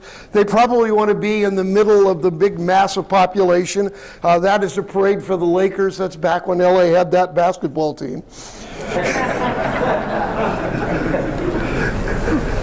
So what are we seeing? We're seeing strong industrial growth. This is net absorption. The blue line across there shows 15 million square feet of net absorption of industrial property by companies migrating to the Inland Empire and doing business in warehousing and distribution. Am I okay on time? 5 minutes, all right. Why do we need this sector to grow? 46.7% of our population stopped with high school or less. So high school or less, we have an issue there. We need to get those people into jobs. And what kind of jobs can folks that are not well educated make up into the 40s or early 50s? The three red bars are blue collar sectors. The blue bar is you, the middle income in finance, insurance, and real estate. Those are good sectors to be in. We're down to 4% in terms of industrial vacancy rate. It's almost fallen off the chart. Industrial construction in Southern California, 80% of it, 81% of it is out here. Our blue collar workers will work for a little less. People making under $70,000 generally, but it's only a little bit less. Used to be a lot. What's the change? The change is the fact that we've created such a huge blue-collar network of jobs in our particular area. Then there's the logistics sector. This is driven by the ports of LA and Long Beach. 40% of all imports, 28% of all exports to the US go out through LA and Long Beach harbors. So you see 7.4 million coming in loaded, 3.6 million going out, 15 million total, all-time high ever, two-way trade. The imports are off just a little bit. Then you have the other thing going on, and I have a question. Who in this room did not buy something on the internet for Christmas this year? Raise your hand. Your citizenship is being revoked. Because this is huge. Now, how huge is it? This is the percentage growth in e-commerce. And what it's showing you, it's growing on a compound rate of 15 to 20% a year, year after year after year, except for the recession. So what's happening is retailers are saying, big stores, forget it. They've followed around young kids, and what are they doing? Taking pictures of what they want to buy, getting on the internet and finding out where they can get it cheaper. So they're opening huge facilities in the Inland Empire to serve Southern California. And they're going to downsize their retail stores. And it's not just Amazon, it's everybody. Macy's, for instance, is building several million square foot facilities. So you have 18% of all new jobs in the Inland Empire were in trucking and warehousing, distribution generally. What am I forecasting here? That it'll increase 8,000 this year. Manufacturing, and I'm going to end with this, is the other big sector that's very important to us, potentially. But this chart shows the screaming stupidity of the California government. Look at the job growth in manufacturing in the United States. 620,000 jobs, increased 5.4% between January of 2010 and March of 2014. Now look at the California number, 7,300. Actually, the new data came out at 6,600 because we lost some jobs last month. What's that tell you? We have basically created an environment where a manufacturer is going to leave. And I talk to the people that are all for this, all those damn companies, they're just wanting to make profit. Excuse me, the companies can leave. The workers are here. And what they've done is rob the workers of access to the middle class. Now, as I said, I'm a former Democratic campaign manager. What was the party I was part of it in favor of? Moving people to the middle class. Now what's it doing? Stopping them from getting out of poverty to get to the middle class. And they absolutely don't get it.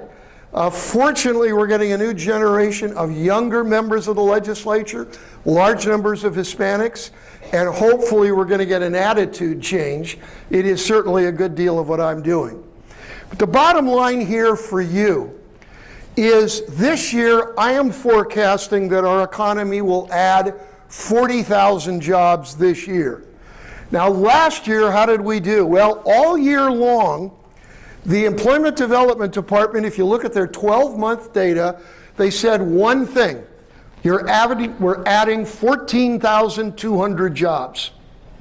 So what did the final number come in when they were forced to revise by the federal government, which really controls their funding on data? It went from 14,200 to 46,833. The data we had was utter garbage. And by the way, I'm a person that influences public officials on policy, and if I've got data that says 14, I'm saying one thing. If I've got data that says 46, I'm saying something else altogether. So if we get my 40,100 jobs this year, it will take us to win 85% of what we lost by the end of this year, and I suspect that's a good number. This will influence you because your clientele is going to start to feel better, because growth of 46,000 last year, 40,000 this year, that's close to normal. We're not all the way out of the hole, but we're getting close to it, and construction and real estate are beginning again to be part of it, which is incredibly important. I thank you very much for the opportunity to be here.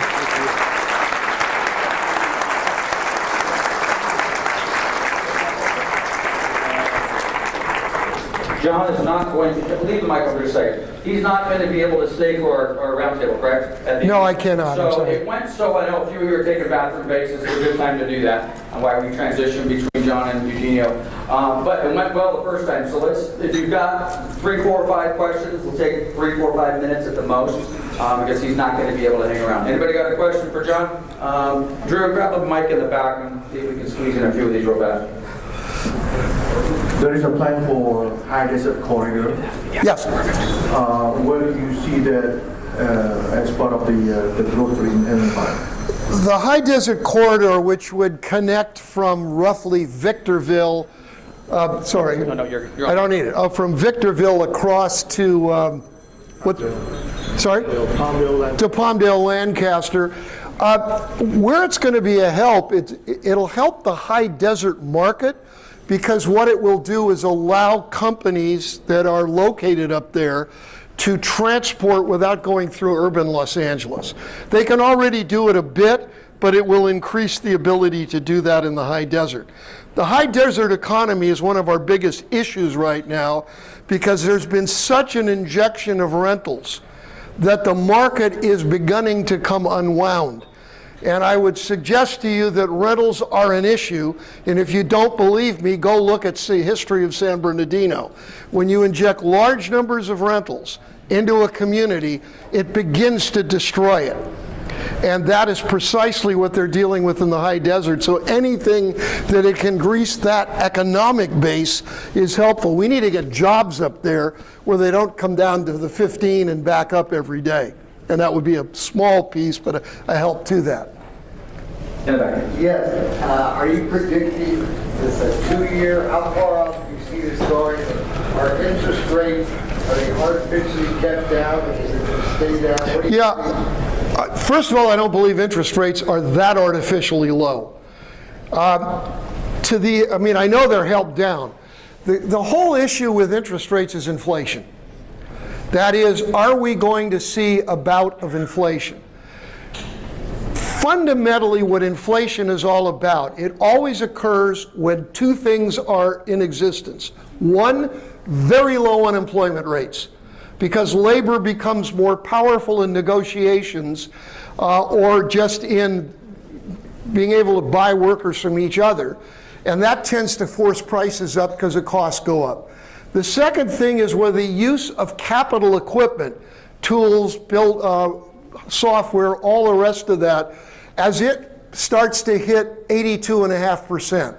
The rest of it is pretty much obsolete equipment. We're nowhere near either one of those thresholds. If the unemployment rate was down, approaching below 6, getting into the 5s, if the use of capital equipment was getting up to 82.5, then we've got a fundamental issue. We're nowhere near that yet, and that's why most of us don't see that as an issue. The banks have the potential to make the money supply explode, but that would require them to be making all sorts of loans, and what they're doing is sitting on excess reserves that they aren't lending. So the big job of the Fed is how to unwind those excess reserves and not have them turn into money circulating in the economy, which could cause a problem. So I see the relatively benign interest rate environment continuing for quite a while. The second half of your question is, normal for us is 2015. By the end of this year, if my forecast is right, and I'm fairly good at this, I have a blindfold and a dartboard and it's pretty good. By the time we get to the end of this year, we'll be only about 23,000 jobs short of having replaced what we lost. Now we need more than that, but we'll probably get more than that in 2015. So 2015 looks like the year we can say we've gotten a ladder, we're in the bottom of the hole, and we're actually going to be above the hole. And we can obviously say at that point, this starts to feel quite normal. Okay, we're going to squeeze in one more while we're going to transition here a little bit. We got a mic for that? Just for clarification, the 40,000 jobs you forecast, is that for the Inland Empire? That is for the Inland Empire. Very good, thank you. Good question and short answer. Thank you very much. Thank you, John.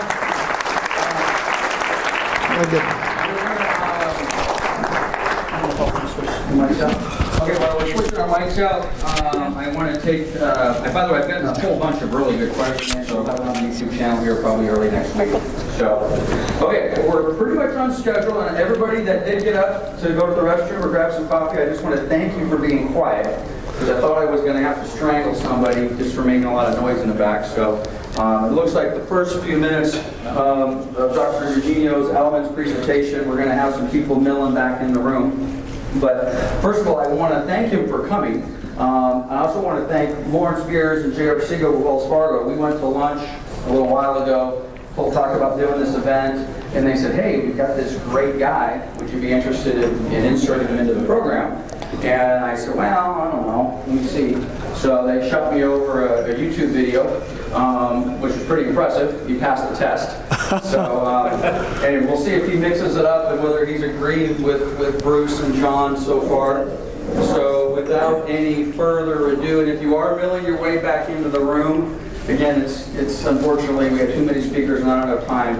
This probably would have been the appropriate time to take a 10-minute break, but just be quiet as you're coming in. And those of you in the back that are kind of on staff, make sure people are quiet in the back.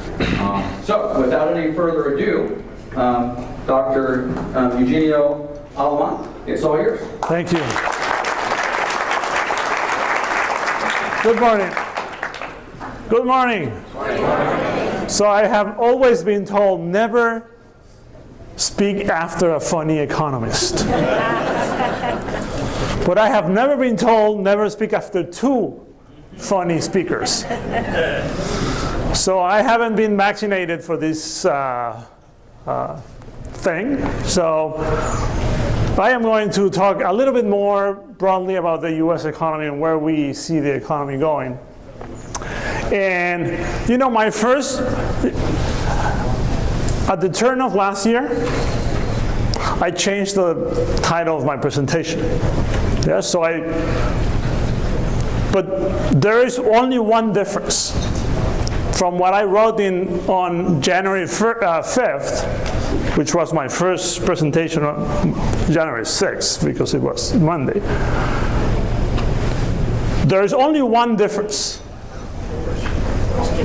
The question mark, yes. Yes. On January 5th, I say, better times ahead.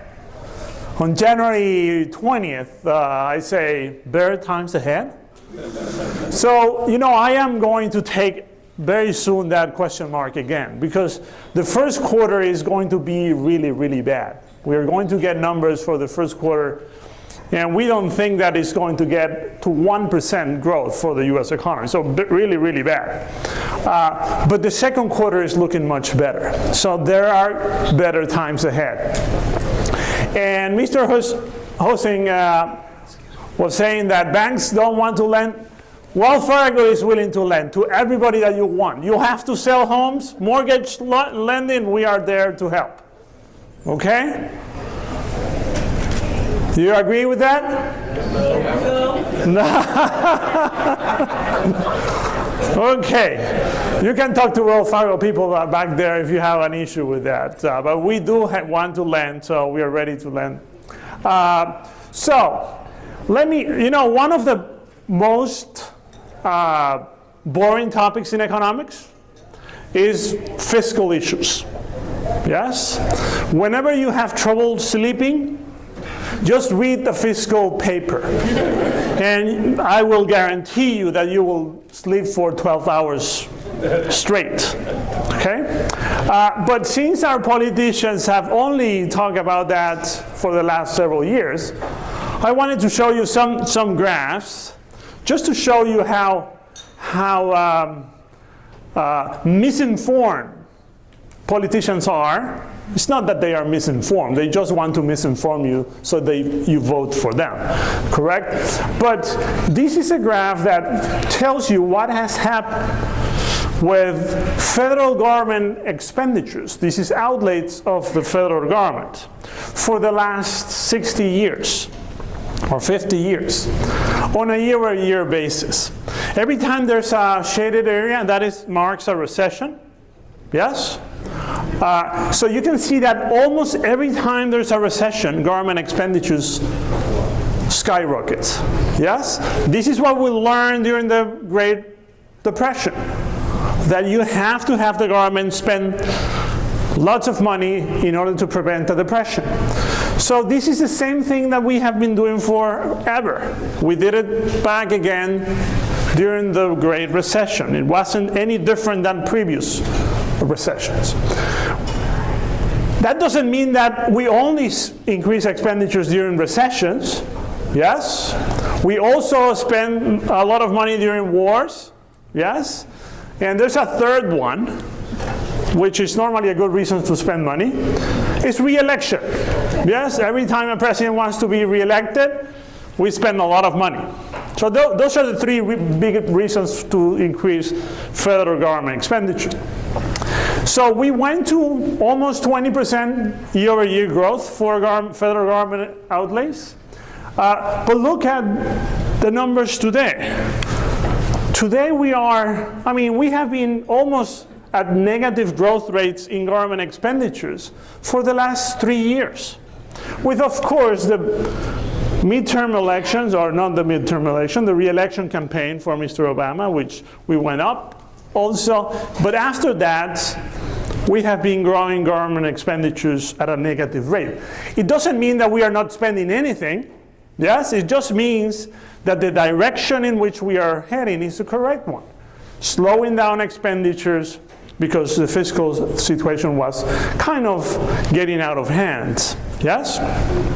If you look at government expenditures as a percentage of GDP or the overall economy, you can see that we went to 24.5%, and we are now down to 19.7% of the total economy. Actually, 19.7% has been the average expenditures as a percentage of the economy for the last 70 years.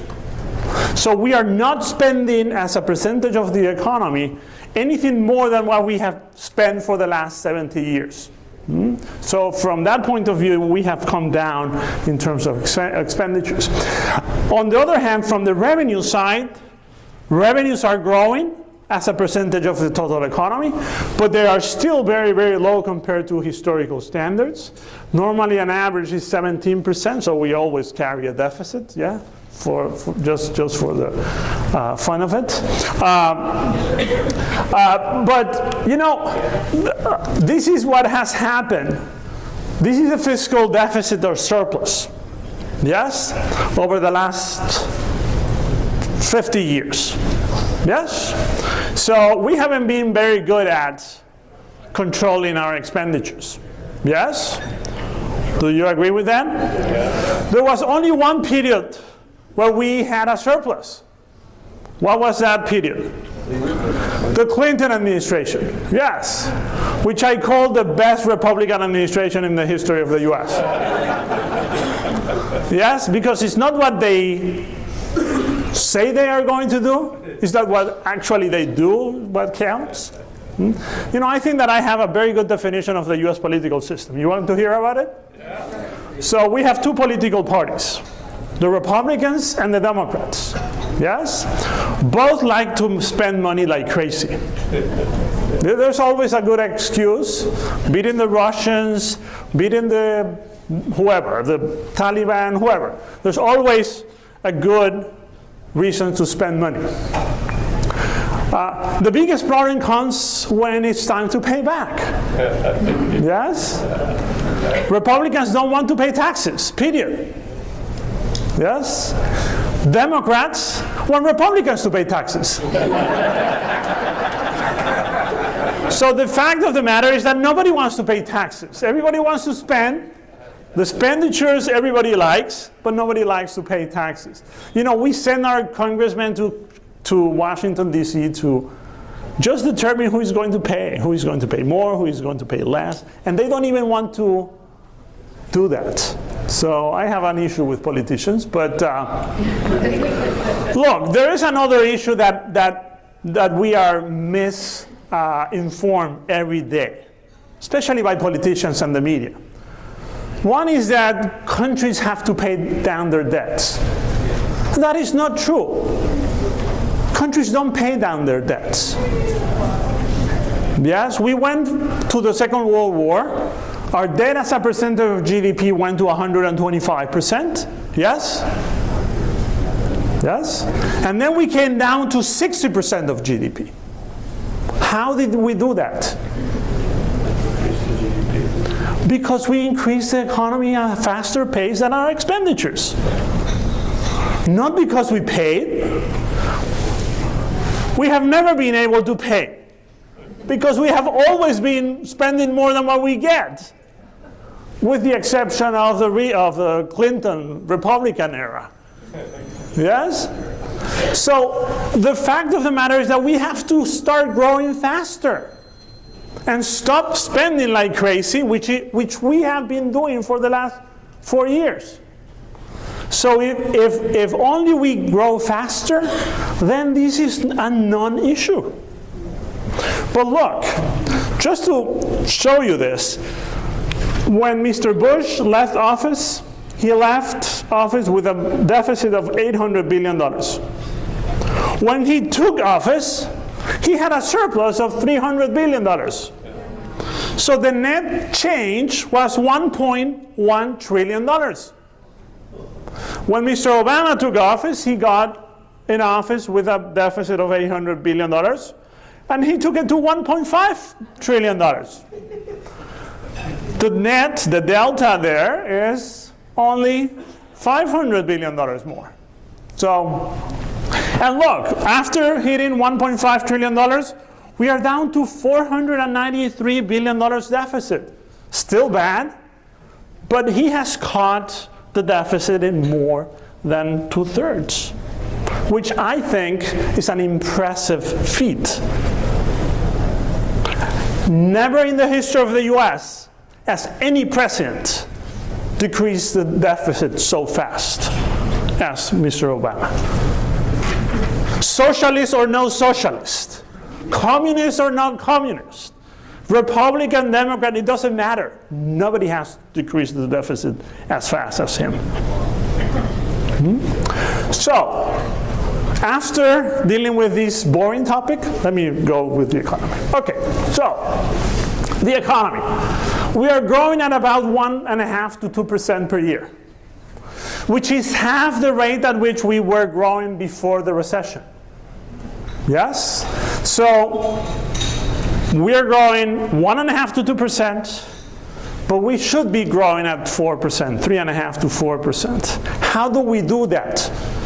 I heard Mr. Husing saying, or Mr. Norris, get rid of all the politicians. I would recommend giving the politicians a per diem or per annum to go on vacation and never come back. And the economy will recover and fast. So we are growing very, very slowly, but we are growing positively. The biggest issue, and some other speakers talk about this, was employment.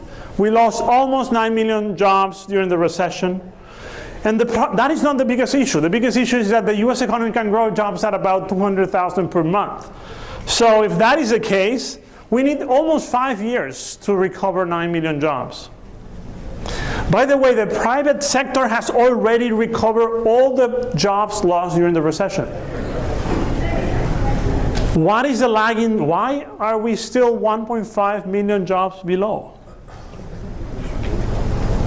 Do you know?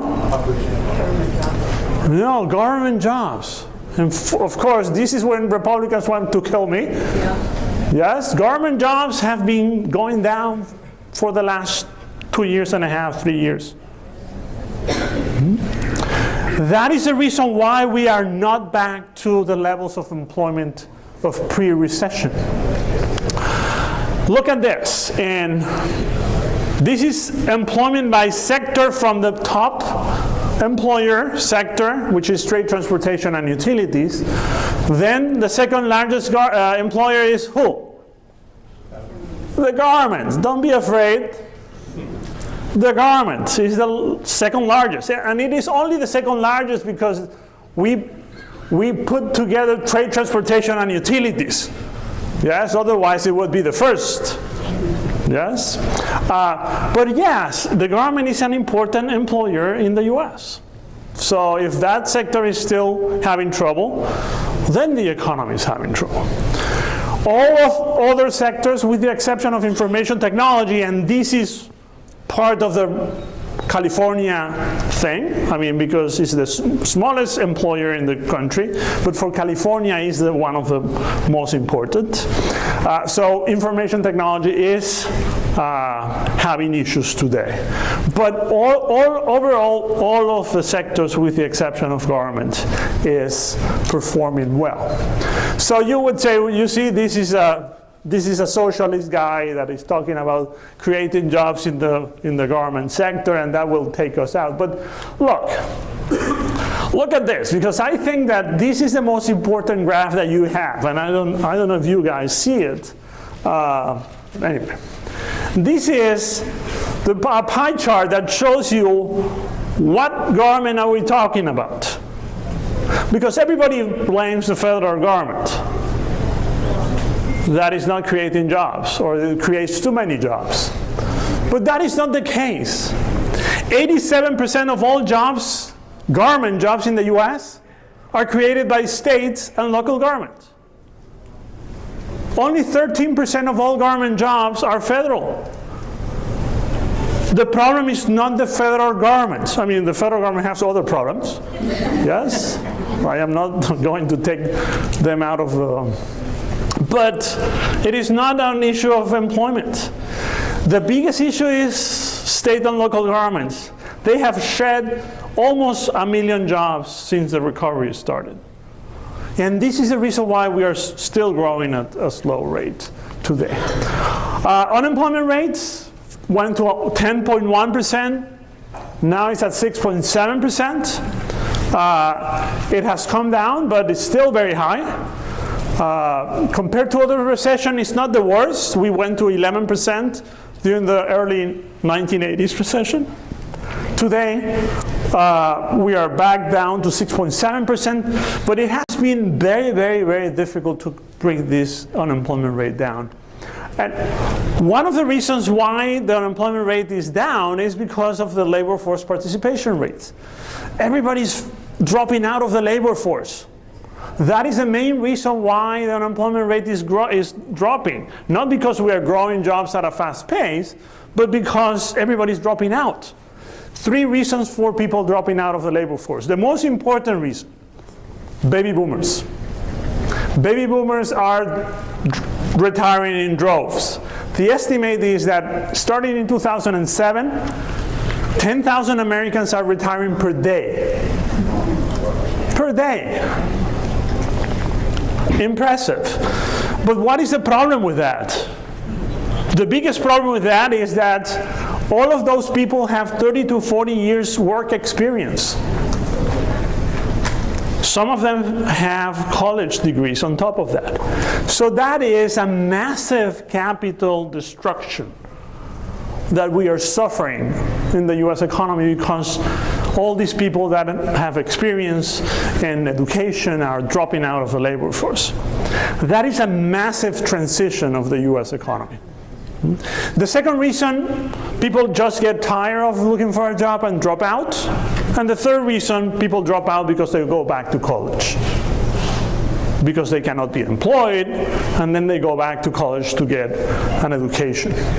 So those are the 3 main reasons. Look, I live in Charlotte, North Carolina today. I used to live in Minneapolis, and I moved after the merger between Wells Fargo and Wachovia.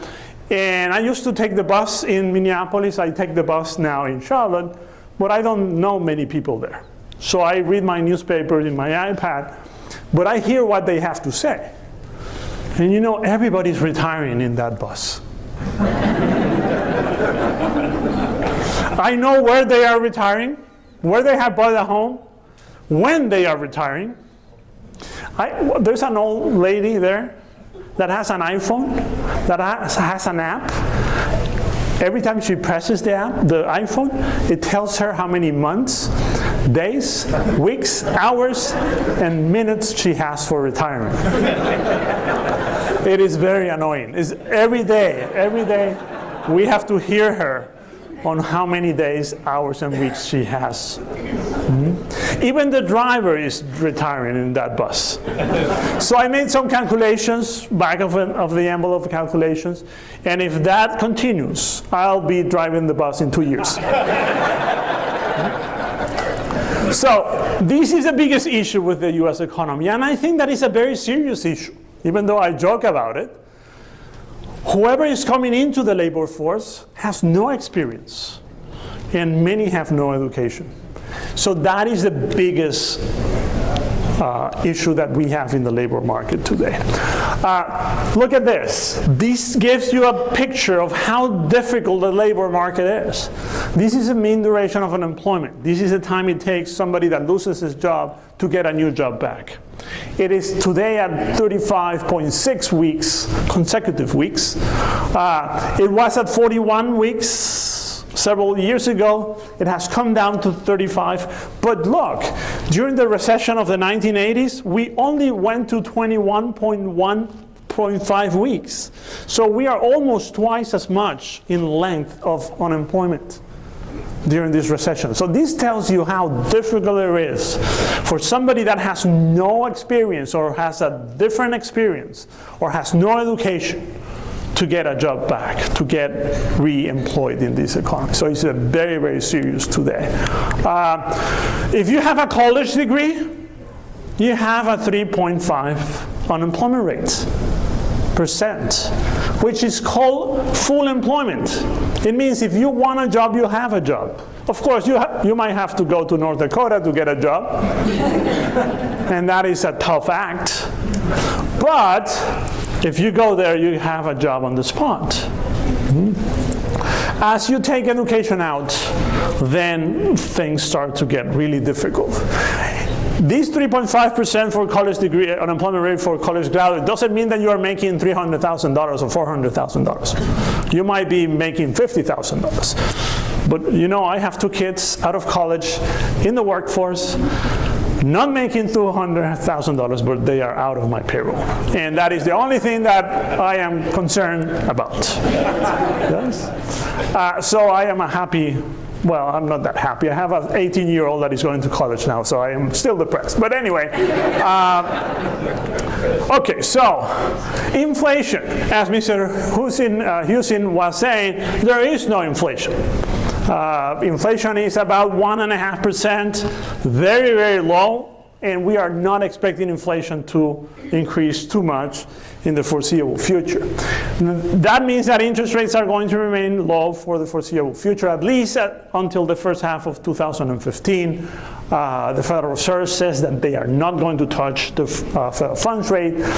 This is my biggest concern. This is the balance sheet of the Federal Reserve.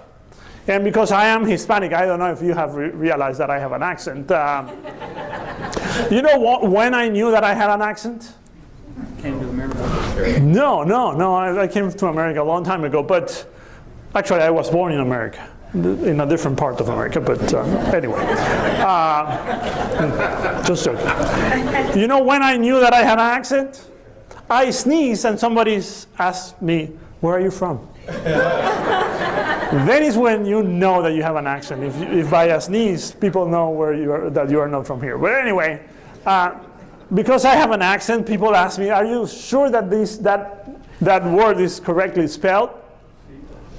Yes, it's balance sheet. You know? So this is the balance sheet of the Federal Reserve, and this is the purchase of U.S. Treasuries by the Federal Reserve. This is the purchase of mortgage-backed securities. This is the reason why home prices dropped by only 40% at a national level. Had the Federal Reserve not bought mortgage-backed securities at the rate at which they bought them, home prices would have collapsed by 60, 70, 80%. So this is the reason why home prices dropped only by 40%, and now they are starting to go up. The Federal Reserve is still buying $55 billion between treasuries and mortgage-backed securities per month. They were buying $85 billion, now they are down to $55 billion. By the end of this year, they are not going to buy more according to our expectations. So somebody else has to come in and buy all this stuff. Hopefully the private market is going to be there. But this is my biggest concern going forward. What are we going to do with all this stuff? Yes, if inflation goes higher than what we are expecting, then this becomes a problem. If inflation doesn't go up as we are expecting, then it might not be a problem, but it is always a risk. Okay, because if inflation is higher than what we expect, the Federal Reserve will have to start getting rid of these assets, and that means that the price of the assets will go down, interest rates will skyrocket, and then we will have another recession. But we are not seeing that. We expect the Federal Reserve to bring down this balance sheet very, very slowly over time, and hopefully we are going to be out of it in the next 6 to 10 years. So that is my biggest concern going forward. The housing market is having trouble. Started to increase, improve considerably up to last year when the Federal Reserve started to talk about tapering. And then things started to unravel again. Housing starts started to move up, and they have slowed down, but they continue to go up. The biggest issue is existing home sales. It has collapsed from very high levels. I think that the Federal Reserve did it on purpose. They thought that home prices were growing too fast for their taste last year. So they started talking about tapering, and then the housing market started to say, whoa, hold your horses. But so home prices are starting to weaken. We have home prices at the national level increasing by 5 to 6% this year versus almost 12 to 13% last year. So still growth, but very, very slower than the previous year. This is where we need your help, because 2/3 of the housing market depends on mortgages. Yes? 1/3 is foreigners. Chinese are buying California. The Canadians are buying Arizona. The Mexicans are buying Texas again. The Brazilians, Venezuelans, Colombians are buying Florida. And the investors are buying everything else. Yes? But the mortgage market is not working. I told you we want to lend. So talk to the bankers out that are here from Wells Fargo, and they will help you. We have to bring these rates of mortgage lending to, I mean, if we take it to 5% year over year, I'll be happy. But it hasn't happened. It's negative, still growing at negative rates. We need to grow mortgages in order to support the housing market. That is what we need to do. And there's plenty of money to lend, to be lent. I won't go to this. You saw some pictures of negative equity. This is a comparison between 2010 and 2013. Nevada went from 66.5% of all mortgages underwater to 32.2% today, which is an impressive improvement. California went from, where is California now? From 31.6% of all mortgages to 13.3% of all mortgages. So all this shows that home prices are doing the trick, and this is what the Federal Reserve wants to keep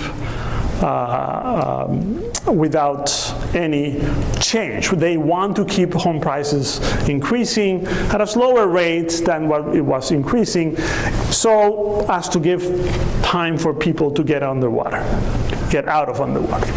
And that is their policy today. The manufacturing sector, any number above 15 means expansion. The manufacturing sector has been expanding. It weakened in 2012 and 2013, but it has started to increase again.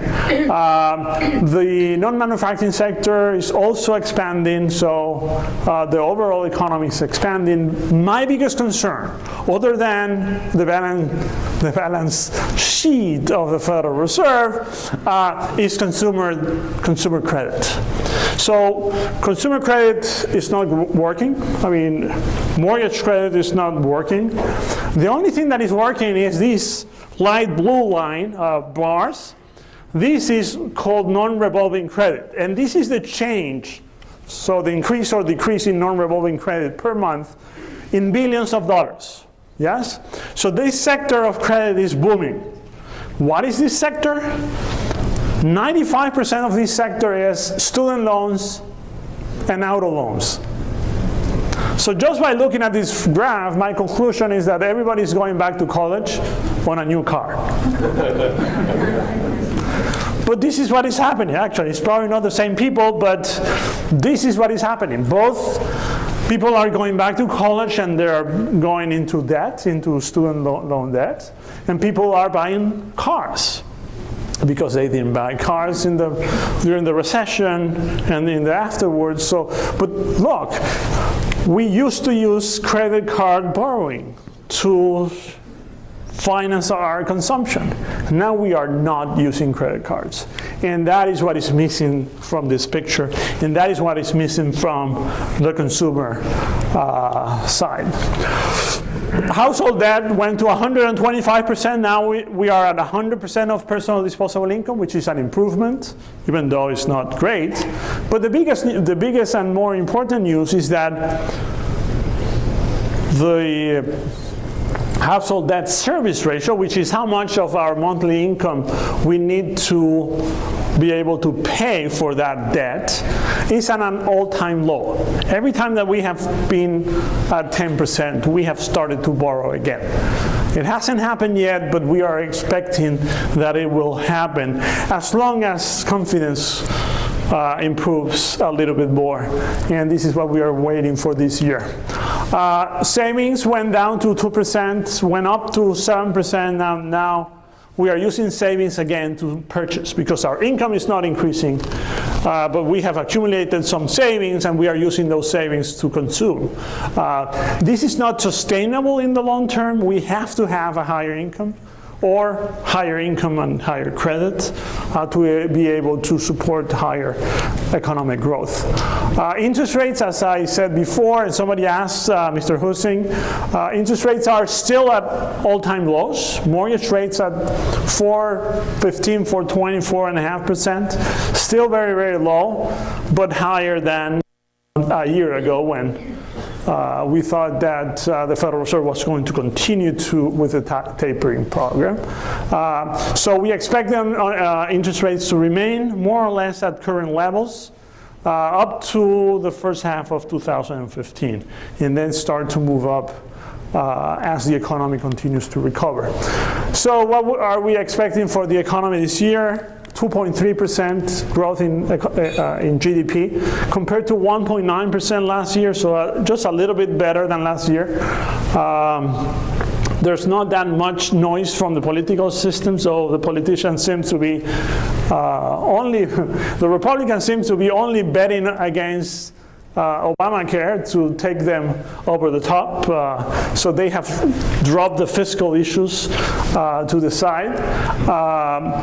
We'll see what happens in November. But 3.1% for next year, so still relatively weak growth, but approaching the 3.5–4% that will be felt as a true recovery for the U.S. economy. So, as a very good friend of mine always says when I explain something to him, he says to me, Eugenio, thank you very much for your explanation. I am still confused, but at a higher level. Thank you very much.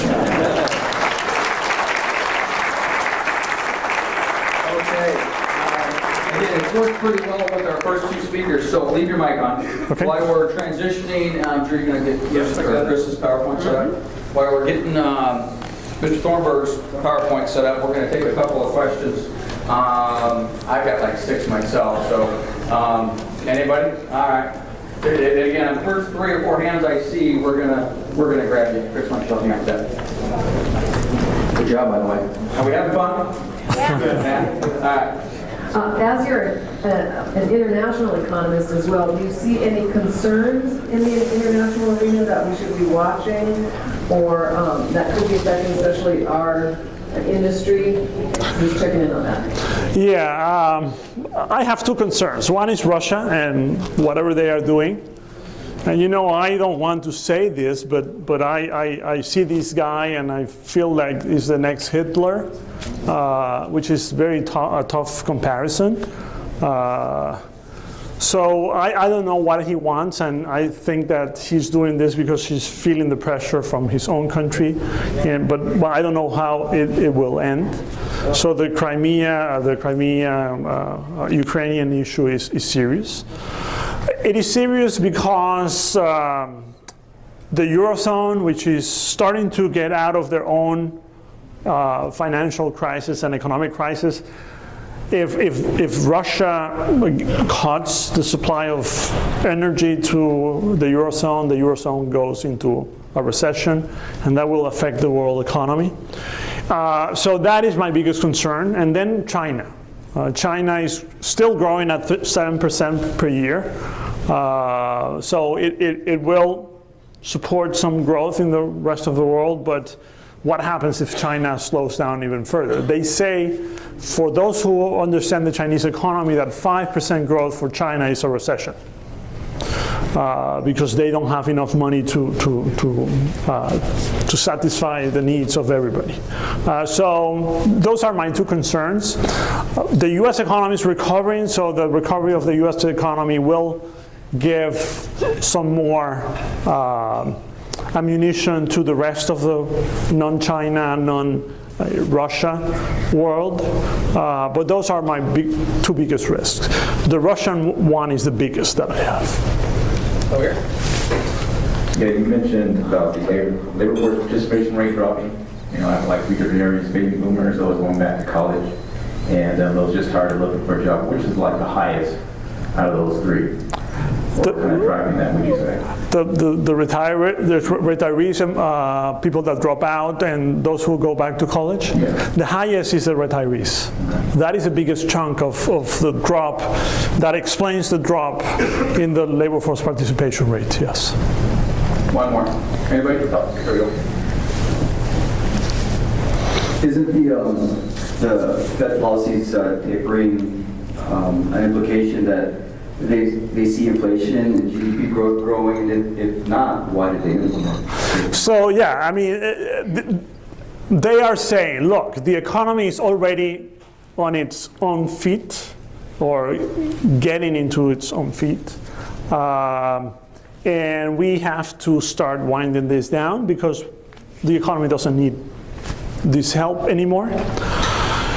So that is what they are trying to tell the markets. And so far the markets overreacted back in September because, back in June and July when the Fed changed the message in their minutes, the markets overreacted and interest rates started to go up. And when nothing happened in September, which was what the market thought it was going to happen, then markets have calmed down since. And they have they have taken out $30 billion per month, and nothing else has happened. So markets seem to be very, very at ease with Federal Reserve policy, and they are believing what they say. So I don't think that this is going to be a bad transition. I think that market have already discounted what the Federal Reserve is going to do. So if there is a surprise, it's a shock, an external shock like Russia, Ukraine, China in a hard landing, then that will produce some knockouts effects. But I don't see them changing the policy unless inflation starts to really start to skyrocket. And there is no sign of that happening anytime soon. All right. Give the doctor a hand. Thank you. Very much. All right. We are about as perfectly close on schedule as I could have turned to today. No, I could tell you how much your life wasn't worth. Excellent. We got 2 weeks. Well, as soon as Chris came, I think I didn't even ask the question. Who's seen Chris speak before? Okay. So obviously, there's no way you would have left early because we got 2 speak before. One of them's for the audio. Who saw him speak at Rio Mac, by the way, a month ago? Okay. Who saw him speak a month ago, Rio Mac? Okay, all right, good. I guess I was the only one. So if I tell a quick story while we're getting Chris wired up. The first time I saw Chris speak, I think, was at Rio Mac were you there in 2006? Yeah. 2006. And if you're not familiar with Rio Mac, it's basically kind of an REO club, if you will. And I think the room, I don't know how many people it had in it, but the room was 2 or 3 times the size of this room. It was standing room only, it was packed, and he stood up and said a whole bunch of stuff, which if you were in that room at that time as an REO person, you actually were pretty excited. If you weren't in the REO business, you probably left there in tears because it was foretelling of what was a pretty ugly cycle in real estate from 2006, 7, 8, 9, 10. So anyway, the only reason I share that story is about 30 days ago, REOMAC invited Chris back to speak. And To an audience of about 12. so it was on Dude, Monday. you're taking my presentation time up here. Hurry up, will you? Oh, am I still in it? Yeah, Okay, well, come on. then real quickly. Anyway, it was Monday at 11 o'clock. I got there at 10:58. There was about 12 people in the room. Yeah. I think they postponed your presentation for about 15 minutes. They went and got the gardeners and the landscapers and everybody else. And they waited until we had about 70 people in the room. But it just goes to show you how much things have changed. So, and anyway, without any further ado, Dr. Chris Thornburg. Thank you. Yeah, that was actually was a funny talk. I remember that because, back in 05 and 06, and I was the guy out there telling people, look, this is not sustainable. The foundations of the growth we're seeing are rotten to the core. This thing's going to blow up. And typically, I gave that message, and although on one level I felt I was doing God's work by trying to warn people about what was happening, on the other hand, there was more than one wet eye who walked out of the room. Well, I told this group that, and I got a standing ovation. And I remember going, who are these people? And of course, afterwards, it turns out this was great business for them. But that's interesting, because it's a great segue, because, back in 05 and 06, I was fighting the good fight. Look, you had good growth. The trends were positive. Real estate agents were making money hand over fist. But the foundations, the core of what was driving that was rotten. And eventually it was going to collapse, and that's exactly what happened. Now, in 2009 and 2010 and in 2011, I find myself on the other side, if you will, of the message. In that period of time, we were, of course, in the midst of this massive panic. Every time you turned around, there was some other clown standing up and screaming double dip. You kept hearing about, this massive second wave of foreclosures are going to pour on the real estate market and destroy the world. And it was all these doomsayers. And at that point in time, I said, no, the economy is going to continue to grow, and it's going to continue to accelerate. And yes, it's going to be a slog, but ultimately, the things that drive an economy into a recession are behind us now, and the foundations are continuing to improve. And as such, there's not going to be another downturn. And I was right on that, too. I've been pretty good so far. I'm pretty happy with myself. Now, today, I'm in front of you, and candidly, I don't have a lot of, shall we say, contrary information. I heard the last speaker. I wasn't here earlier on the day for John, but I'm going to presume we all had more or less the same message, which is, guess what? It's getting better, and as far as we can tell, it's going to continue to get better in the near future. That's it, folks. I mean, it's as simple as that. I could probably walk out of the room today, and that's all you really need to know. And by the way, that's also true for the Inland Empire. There have been some folks who have been writing off the Inland Empire. I won't mention names, but some of them I used to work with. And they basically said the Inland Empire is doing, are you kidding me? The Inland Empire is doing great. There are all sorts of good things happening in California. There's all sorts of things happening good in our economy today. And so, because of the fact that they didn't ask me here today just to tell you this and walk away, I'm actually going to force you to go through yet another set of data and slides. This is a pretty data-heavy day. But I'm going to try to go skip through the stuff you've probably already seen and really focus on the couple main messages I think are important today. And here we go. Okay. So, where are we? How did we get here? What does it mean for the empire? What does it mean for the housing markets? Last year, we ended on a strong note after starting out relatively weak. Business investment is soft, but profits are huge at this point in time and continue to rise. It keeps pushing that stock market up. The global economy, which has been a big sore point over the last couple of years, is now a strong point. And you're starting to see exports start to pick up. State and local governments, which have been an enormous drag on the economy, also starting to turn the corner. Interest rates are still low. Residential prices are still rising. And while, yes, there's been a bit of a slowdown in sales, I can tell you right now it's a transitory situation. We are more or less sitting in a trough between what I call the investor buyer and the retail buyer. just sit and wait 3, 4, 5 months, and this is going to reverse itself. Don't worry about it. Federal market budget uncertainty finally behind us at this point in time.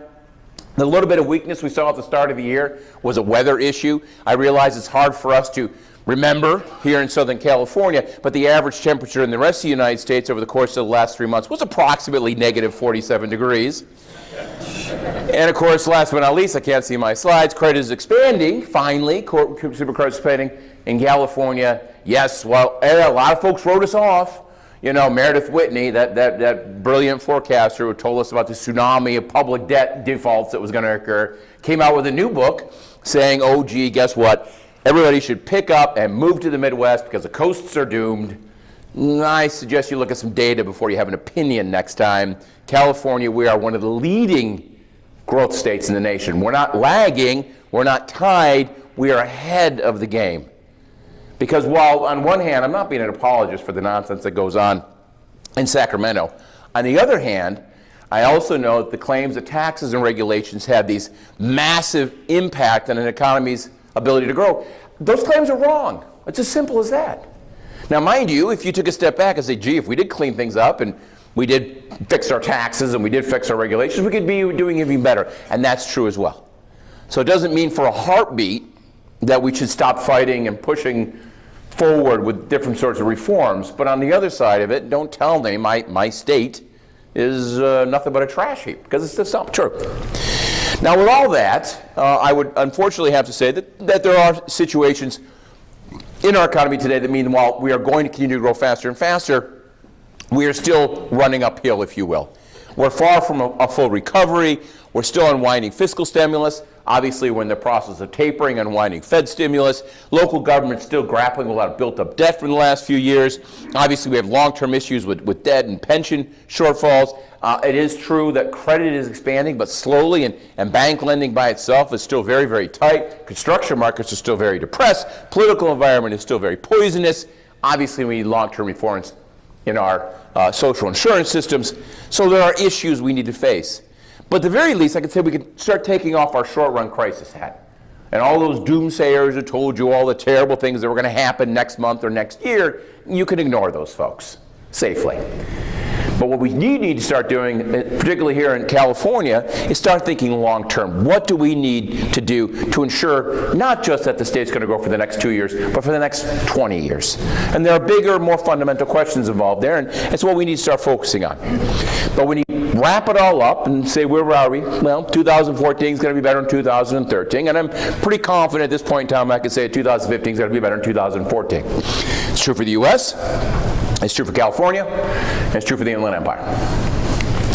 So, with all that, where does this optimism come from? Growth into the fourth quarter last year, 2.6% growth in the fourth quarter. Not a great number, but scratch away at the surface. It would have been much better than that, except for a big runoff in government spending. About 1% of growth was reduced. I'm sorry, I didn't say that right. Growth was reduced by close to 1% simply by pulling back on defense expenditures in the fourth quarter of last year. That was a big part of it. You get rid of the defense situation, we were growing at 3.5%. That's a good, solid number. And I think we can agree that spending money on bombs that we're dropping on people in the Middle East, probably not the best use of our economic output. While it may create some short-term disruptions, I think in the long term we can all be glad that this type of spending is slowly working its way out of the system. Consumer spending, really strong in the fourth quarter, started this year out a little bit weak. Now, not as weak as some of those retail numbers would have you believe. You know, retail sales were very bad in January, February, but that's mainly because everybody was huddled in their house desperately trying to survive to the next week. And I'm from Rochester, New York originally, and what I like to do, if I need to get a weather report for Rochester, see what's happening there, I call my father and I say, yeah, I'm sitting on my patio drinking a glass of wine. What are you doing? And if the sort of number of swear words he tosses at me in the next 30 seconds before he hangs up, that tells me how bad the weather is. Well, I got a lot of swearing over the course of this particular winter. And certainly you could see it in the March numbers, because the March numbers came up, and guess what? Through the roof. Auto sales boomed forward. Retail sales saw one of the biggest monthly gains in 40 years. Everybody out spending money, overall consumers continuing to move forward at a nice basis. And well, they should. There's better job numbers out there today. Jobs continue to grow at a decent basis. Yes, I know there's a little bit up and down. I always love when you pick up the paper And we just got last month's employment report, whether national or whether local, and you'll see these reporters dissect these numbers down to, down to the 10th decimal point. Stop. These numbers are based on surveys. They're highly likely to be revised the previous month. And candidly, there's always an epsilon, 1 or 2%, by which the actual number really is. You have to look at the trend. Here's the trend. Over the last year, we've been adding about 190,000 jobs a month. And that hasn't changed. Unemployment continues to fall. And it continues to fall at a nice steady pace. That hasn't changed. Continuing ongoing gains there. And the only thing you really need to pay attention to, of course, is Fed policy. Fed policy, of course, wrapped around the issue having to do with a lot of these discouraged workers. That's on the right-hand side there. Showing you a picture. These are people who are discouraged, they're marginally attached, they're part-time for economic reasons. At the worst, there was about 19 million people who you would call in the sort of distressed workforce level. Compare that to about 8 million, so a little over twice what it should be under normal economic conditions. The good news is it's falling. Right now it's below 14 million. That means 5 million people who are in the distressed workforce are now back in a better position one way or the other. And the bad news is it's still high from a long-term perspective. Now, there's two things to keep in mind on this particular number. Obviously, when that continues to fall, there will come a point in time where our new chairwoman at the Federal Reserve stands up and says, okay, things are fine, we're going to start raising the federal funds rate. And I think you heard before, that'll probably occur at some point in time in the first part of 2015. Most economists agree on that. The numbers seem pretty clear. That's when that employment number gets into the normal territory. But I'll also argue this. On one hand, while we need to worry about these folks, this is a social crisis, not an economic crisis. And there's a big difference there between a social crisis and an economic crisis. A social crisis is something that we as human beings need to be facing and dealing with. The fact is, there are a lot of low-skilled workers out there who are having a very tough time finding home in today's economy. And that, of course, is because we live in a time of massive changes in terms of how things are done. Information technology is changing the fundamentals of everything that's done in our economy, not the least of which, of course, is manufacturing. If you look at manufacturing, of course, the last 15, 20 years or so, you've seen about 5 million jobs in manufacturing just disappear. By the way, manufacturing output hit an all-new record high in March of this year. So it's not that we're not producing products, it's just that we're producing products with a lot more capital and a lot fewer workers. And by the way, all those workers losing their jobs, of course, tend to be low-skilled workers. So as a society, we need to make a decision. We obviously need to make a lot more investments in education for our youth today, as well as a commitment to put some funding into helping adults who don't have the skills get retrained so they could do something and be productive in today's economy. We also need to reform the educational system. Education to me is one of the most depressing things to talk about, because talk about being between a Democratic rock and a Republican hard place, right? The Democrats won't stop protecting their union friends, and the Republicans won't put $1 into the system, and of course kids lose on both sides of the equation. It's a horrible place to be. But on the flip side of this, as much as this is a social crisis and we need to think about how to deal with this in the long term, on the other side of the equation, it's not an economic crisis. Even at the best of times, these folks will be making $18,000, $19,000, $20,000 a year, maybe $25,000 a year. They're not movers and shakers. They're not entrepreneurs. These are not people who are going to drive a 4 or 5% growth rate in our economy today. So we don't need to be panicked about this from an economic perspective, but we need to care about it from a human perspective. Always keep that in mind.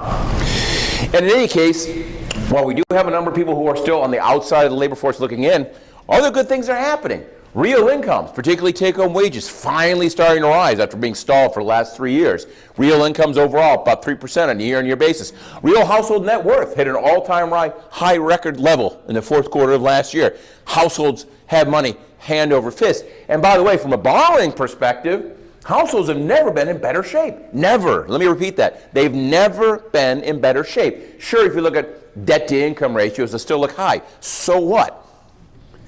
Debt to income means nothing to me. It's the cost of the debt to income that matters. And guess what? Over the last 20 years, interest rates have done one thing. They've fallen. Today, this is the financial obligations ratio. It's an estimate of the percent of household income being used to support current financial obligations. It's at an all-time low level. It's never been lower. By the way, it never got that high in 05 or 06 either. Remember, the crisis we just went through was never a crisis revolved around the quantity of debt. It was always about the quality of the debt. All the foreclosures we had in our nation was because of the people who borrowed that money, not because of the amount of money that was borrowed. And candidly, if you're thinking about the next big financial crisis, don't focus on the quantity, focus on the quality. That's where the potential problems lie. And with that in mind, guess what? Second half of last year, huge thing happened. Consumer credit started to grow. That's on the right-hand side. Last 2 quarters of the year, hit bottom, finally starting to rise. Still a slow growth rate, but it has changed. The second derivative is there. It's now up as opposed to going down. And by the way, it's not just student debt. It's also mortgage debt, just started to expand. Credit card debt, expanding for the last year. Other forms of consumer debt, such as auto loans, starting to grow. People are borrowing again. Again, that's good for the economy. It's going to be a driving force over the course of the next 2 years or so. Production, as already noted, at an all-time high level. Capacity utilization getting close to 80%. Good numbers there. It means businesses have to start investing again. ISM surveys continue to be above 50, show continued growth through the beginning part of this year, despite all that bad weather we saw. And as already noted, yes, the stock market is at an all-time high level, but why shouldn't it be when corporate profits are also at an all-time high level? When you think about this economy we're in today, you think about the recovery over the last few years, corporate profits recovered faster than anything else. Corporate profits today are 30% higher than they were pre-recession peak. They're making money hand over fist, and that means, candidly, the stock market should be at a record high level. Simple as that. So again, you may have heard the numbers. You go online, there's always that weird little ad on that Yahoo page you're looking at. You know, economists say market's going to collapse 50%, you know, and buy my book, right? Forget about it. Forget about it. Now, by the way, it doesn't mean that the stock market, you put all your money in your stock market. I've always said that the stock market is a 13-year-old daughter of the U.S. economy. It is the ultimate drama queen. It over-responds to everything all the time. And candidly, the market's real dodgy today because it is at an all-time high level. You know, forget this idea the stock market knows all, sees all, leads the economy. It's just total nonsense. It's as simple as that. The stock market was close to an all-time high level in the third quarter of 2008. We were already a half a year into the recession. So, you know, stock market is a good bet. But it's the kind of thing you put your money in and you close your eyes and you wait 20 years. Don't play the fool's game, pretend you can time the market, particularly when you got all these high-speed guys running around out there doing all sorts of nasty stuff. So put your money in index funds, forget about it. Simple as that. And of course, the only thing that would change my picture of the stock market will be interest rates. Because if interest rates started to rise, suddenly there would be a better investment out there, and sure, you may start to see people move over. So where are interest rates going? Well, as already noted, in June of last year, Ben Bernanke came out and said, hey, we're thinking about studying the idea, potentially, maybe at some point in time in the future, considering the idea of studying the end of quantitative easing. And the world went a little crazy. Now, by the way, the Wall Street Journal called this the taper tantrum, which I loved. I thought it was quite humorous. And here we are today. We're actually in the midst of tapering. And guess what? Not only have interest rates not started to climb the way some folks said they would, they've actually come down. The 10-year bond rate got to about 3%. Now it's running in the 2.7, 2.8 range. And as a result of that, mortgage rates still staying nice and low, nice and, shall we say, conducive to ongoing economic expansion.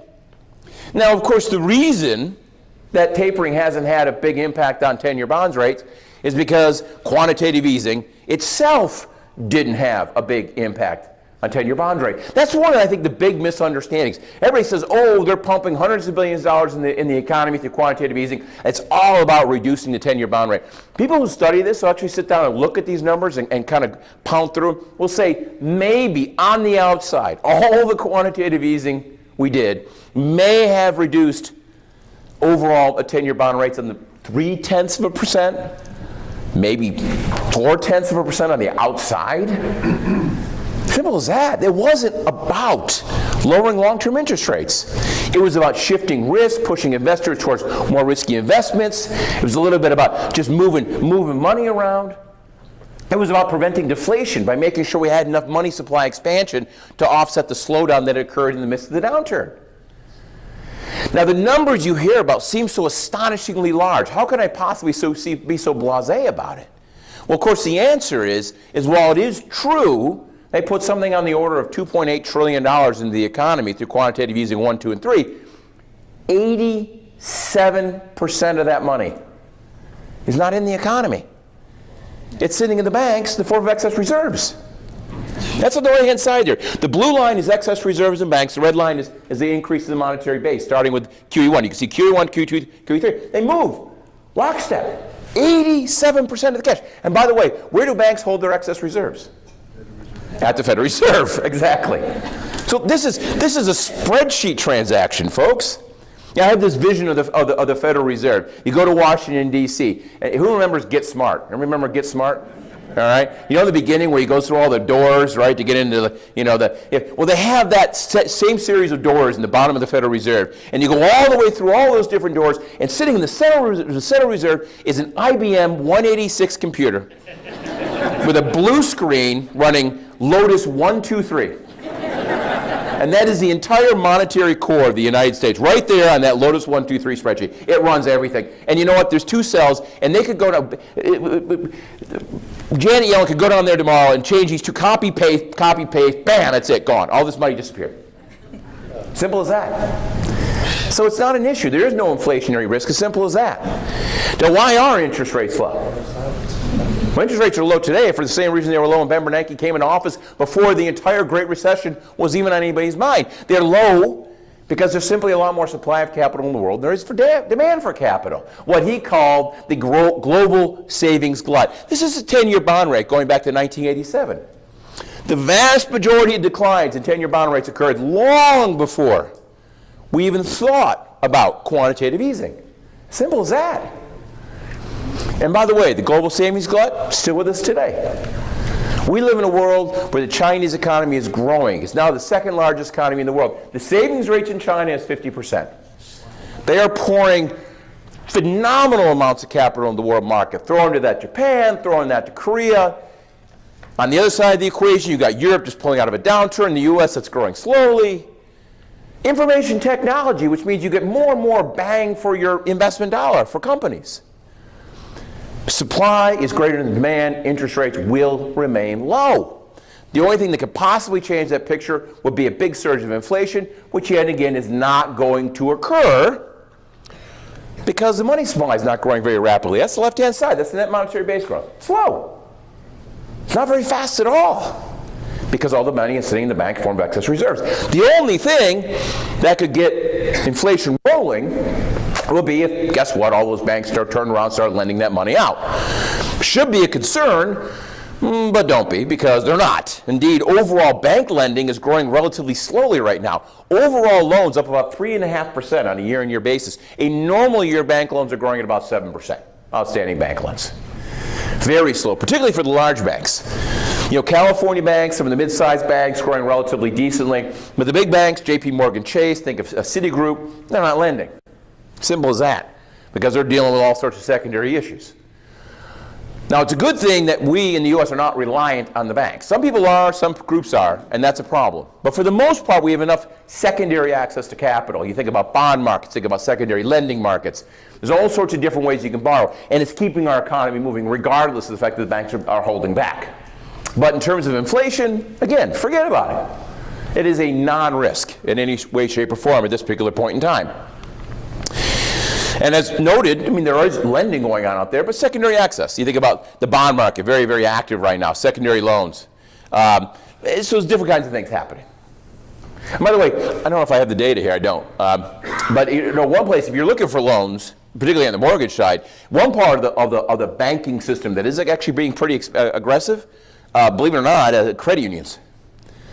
So if you're looking around for somebody who might lend your guy some money, go to a credit union. You might be surprised. They are actually being a little more aggressive on this particular front. They're small. They're tiny. They're the entire system, the entire credit union system is less than $1 trillion to make their chump change on the banking front. But they are out there and they are lending at this point in time. Now, where's all this growth occurring? Well, this goes back to the whole idea of blue state, red state. You've heard Grover Norquist. He's swung through California numerous times telling us that our world is coming to an end. You got Rick Perry coming out here to scoop up businesses, you know, put them in his pocket, carry them home back to Texas with him. I've never in my life heard such nonsense. This right here, on the right-hand side, that blue map is a heat map. That's 2012. We know 2013 numbers yet. All the picture hasn't changed much. And the darker the color, the fastest growing state. Well, guess what? The 9 fastest growing states over the course of 2012 were not red states or blue states. They were not high-tax state, low-tax states. It was tech states, oil states, and auto states. Had to do with industries and what industries have been growing. California, by the way, in 2012 was the 6th fastest growing economy in the nation. 6th fastest growing. And it wasn't just tech. The entire state has been doing very, very well. And of course, we saw that we heard in 2013 we hadn't done very well. But they always have to wait. You know, there's always this fundamental issue with those numbers. They get revised. And lo and behold, in March of this year, when we got the employment revisions, completely changed the picture of what was happening here in California. We went from the 25th fastest growing state to the 8th fastest growing state on a percentage basis. California last year added 2.1% to its workforce. Pretty good numbers. In absolute terms, we added 320,000 jobs last year.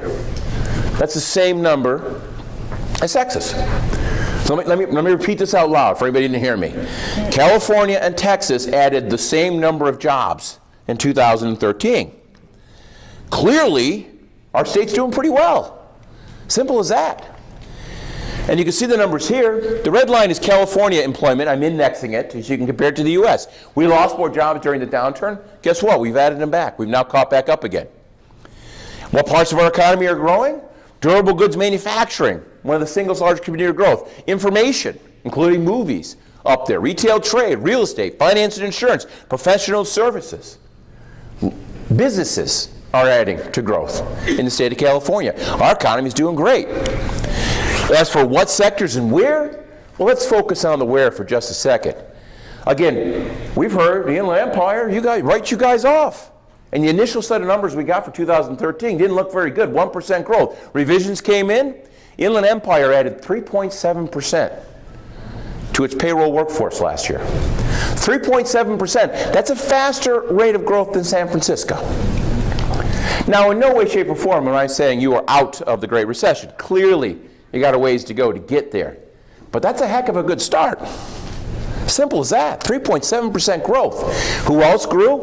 Oakland, they grew by 2.4%. Sacramento, 2.7%. Obviously, San Jose did great, 4.5%, but look at Stockton, 2.6%. Modesto, 2.7%. Santa Rosa, 3.8%. Growth is moving into the inner parts of the state, as well it should.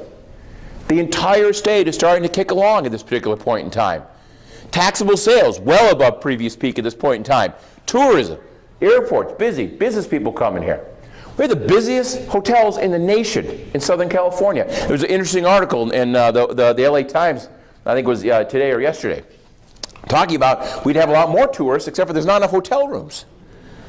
That's the reason why everywhere you look in Southern California, they're building new hotels. There's demand for them at this particular point in time. Out here in the region, go on a year-on-year basis, what's been growing? Healthcare, overall about 34,000 jobs, 8,000 in healthcare, 7,500 in accommodation and food services, 4,100 in admin support, 4,000 in retail, 3,200 in logistics, 3,000 in construction. And don't forget, when it comes to the Inland Empire, when you're talking about this part of the world, it's not just about the jobs that are forming here, it's about the jobs that are forming there with people who live here. On the right-hand side, I'm showing you household employment. Remember, payroll employment is by where you work. Household employment is by where you live.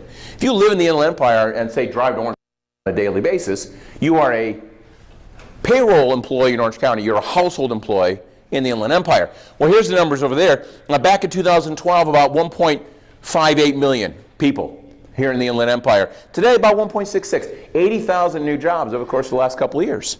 That's growing faster than payroll employment. Just get on the 10 in the morning. Get on the 91 in the morning.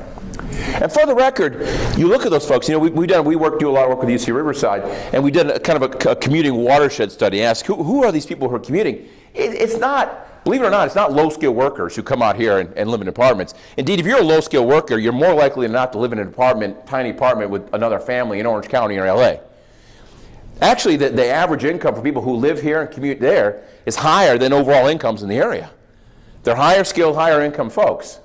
And they're out here for a lifestyle choice. They want a beautiful yard, they want a house space for their kids, and they've made the decision, we want to live out there, and we'll drive for the job. I'll deal with that problem. because I want that lifestyle. By the way, it's only a function of time till businesses realize that, gee, 60% of my employees are commuting in from Riverside. Maybe I should move my business out there. It's getting there. Some companies are starting to realize it. But you can see the trends. It's happening.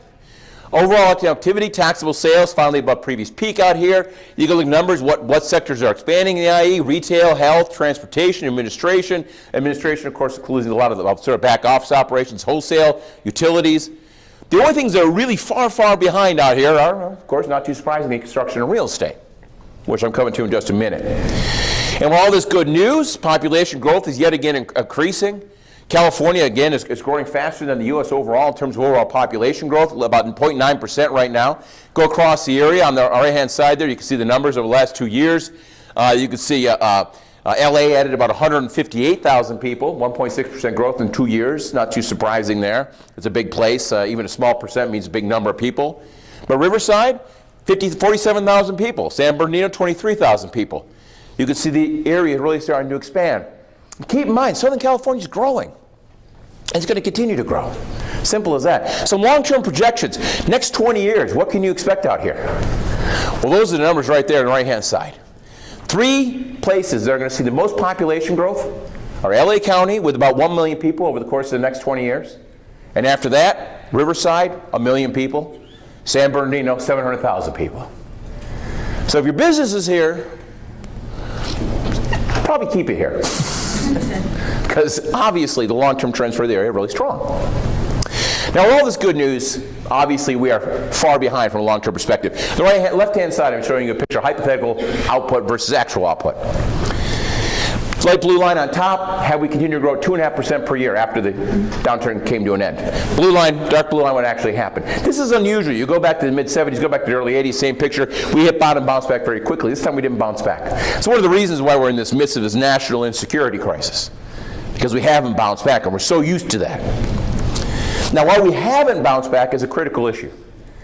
Because when you understand why we haven't bounced back, then you can understand that, gee, we will start to bounce back when these things start to change. So the big question is, why haven't we bounced back? Where are the gaps in the economy today? Well, they come from 3 places. Left-hand side, construction. One point in time, construction 9% of GDP. Normal amount, probably 8% of GDP. Today, 6% of GDP. You get that up to a normal level of economic output, throw in the multiplier effects, it's a big hump of that output gap. Most of this, by the way, is residential construction. In the middle, trade. We still export too little, import too much. Trade deficit close to 3% of GDP. Close that, that's going to help. And then last but not least, government spending. When I say government spending, I'm not talking about food stamps, Medicare, Medicaid, Social Security. I'm talking about spending on schools, roads, bridges, infrastructure, the things the government's supposed to be spending money on, which, by the way, is very, very low right now. Before the downturn began, close to 15.5% of the economy, today below 14%. More government spending, more construction, more exports. Those are the 3 things that take my decent economy and turns it into a great economy. So where are we on these 3 fronts? Well, I'll start with the least happy and go to the, what I would call the most happy. Least government. Now, it isn't to say that government needs to be a big problem in our economy today. Deficit is closing quite rapidly. You heard a lot about that. And by the way, all the arguments and all the fights we had over the deficit, really completely preposterous.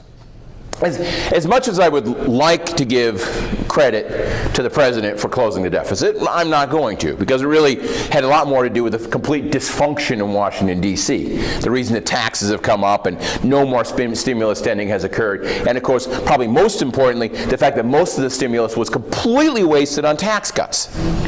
Now, I know that sounds crazy. What do you mean tax cuts are a waste? We borrowed all this money to give people a tax cut. They took that tax cut and they went out and they bought products made in China. So our Keynesian experiment in the U.S. was, let's borrow hundreds of billions of dollars from the Chinese to stimulate the Chinese economy. Well done, Congress! But putting that to one side, to then fight against it, create the economic turmoil, create all these problems and these uncertainties with, the fiscal cliff and the debt ceiling, all this nonsense, that was craziness. It was never, ever a crisis. I've heard the numbers. I pick up the phone. I love my dad, talk to him on a regular basis. But I have a confession. My dad watches Fox News. Well, I'm in mourning. He's one of the angry old white men out there in the world. And I call them up and I have to listen to her. How can you say it's not an issue? Debt is 100% of GDP. It is true. Debt is 100% of GDP. Problem with that image is this. 40% of the debt is held by the government, the federal government itself. 30% of that is held in the Social Security in the trust. Another 10% is held by the Federal Reserve. Only 60% of that debt is actually outstanding. So our net debt to GDP ratio is 60% of GDP. I don't necessarily approve of it, but it isn't a crisis. And let me go to the next step. How big of a burden is it on the U.S. economy? Well, if you look at the interest payments that our government is spending right now, they add up to about 2% of GDP. Compare that to the deficit spending that was going on under the Reagan administration, which was being held also by outsiders in a much higher interest rate area. Back in that point in time, about 4% of GDP was being used to service the interest payments on outstanding debt. It wasn't a crisis, and to make it a crisis was preposterous. But they did. But at least we're done with that. We have a budget, the debt ceiling's been raised, presumably there will be no more of this nonsense. Now, I've been pointing a big fat finger at the right, and it's not fair. I will tell you right now, I'm a radical centrist, and I hold both parties in equal disregard. What does scare me is as much as the right has made noise about what is unimportant, the left has violently fought against us paying attention to things that are important. As much as I have good news about the short run of the economy, the long-term stuff scares me to death. And we start thinking about our government debts, it's not the funded liabilities. That means nothing. The funded liabilities are irrelevant. The things that scare me are the unfunded liabilities. And of course, here I'm talking about Medicare, Medicaid, and Social Security. Simple as that. Look, you talk about the net debt of GDP, 60% of GDP, well, we're talking $9 trillion. What do you think the unfunded liabilities for our federal government are? About $35 trillion by current estimates. It's $35 trillion. That dwarfs the funded liabilities. And that, of course, has to do with the fact that we as a nation have these social insurance programs that are making promises to people that are completely unsustainable. Look, in 1970, all social insurance programs together cost each working age American $2,000 per year. That's easy. That's a no-brainer. That's simple. Well, by 2010, it was $8,800 per working age person. Grandma's getting a little expensive all of a sudden, all right? Well, now the boomers are retiring. Suddenly the support ratio is about to collapse. Healthcare becomes increasingly unaffordable. Add it all up, by 2050, at the rate we're going, the social insurance programs are going to cost each working age American $30,000 per year. Wake up. It's not going to work. Stop pretending that Social Security, Medicare, and Medicaid are solid. They're not. They're disasters. The quicker we get in front of this crisis, the easier it's going to be. Stop pretending it's not an issue. It's an enormous issue. But of course, it's 20 years down the line. And as we know, politics in our nation are reactive, not proactive, which is very sad, but that seems to be the world we live in. But you need to pay attention to this to make sure people are paying attention to it. While we're talking about that, I also want to talk about the Affordable Care Act. And again, being a radical centrist, I can tell you that I neither hate nor despise nor love this particular bill. Now, I've heard on one side of the equation it's going to ruin our economy. It's destroying the American way of life. It's a total nonsense. You scratch away at the surface, you look at underlying numbers, it makes sense. And at the very core of it, remember, the idea of the individual mandate, the idea that everybody should have health insurance, came out of that left-wing institution we call the Heritage Foundation. And by the way, the Heritage Foundation had a hell of a good idea there. After all, when you think about it, keep this in mind. You're dealing in a world today where if you have a car, you better have auto insurance. If you have a house, you ought to have fire insurance. If you're alive, you should have health insurance. But be that as it may, it's not the problem. Here's the problem on the far right-hand side. In the USA, we spend $8,600 per person per year on health care. Compare that to Norway and Switzerland, $5,600 per person per year on health care. The problem in healthcare today is not insurance, is that we consume too much, and for what we consume, we are charged too much. And nothing in the Affordable Care Act deals with that. So can we stop fighting about it and move on to the real problems?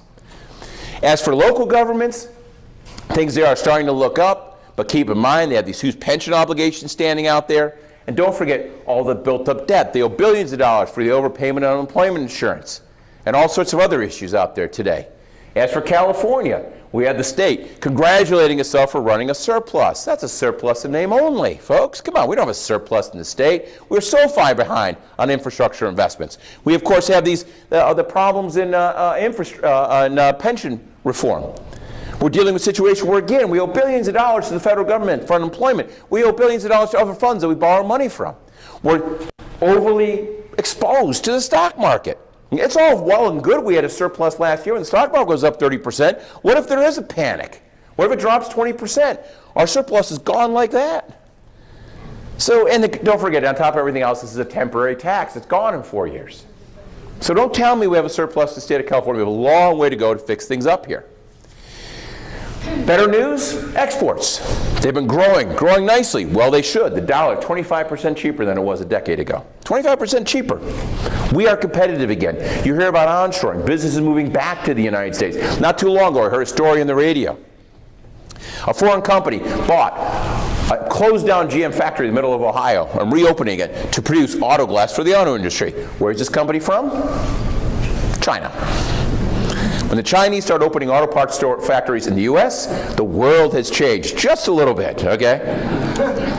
Now, of course, the biggest problem out there, the economy's growing, there's no doubt about it, but still growing slowly, and there's some flashpoints.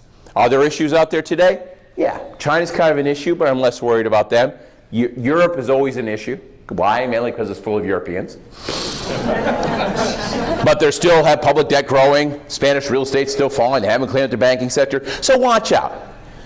We have problems, of course, now with Russia and Ukraine and Venezuela. It's not clear what the energy markets are going to do. So I think that exports from a medium-term perspective are very, very solid. But in the short term, I'm a little wary. I think our trade deficit will continue to close, but not so fast as you might think. Last but not least, the thing I'm most positive about has to do with real estate. Now, yes, I know real estate sales have started to sag.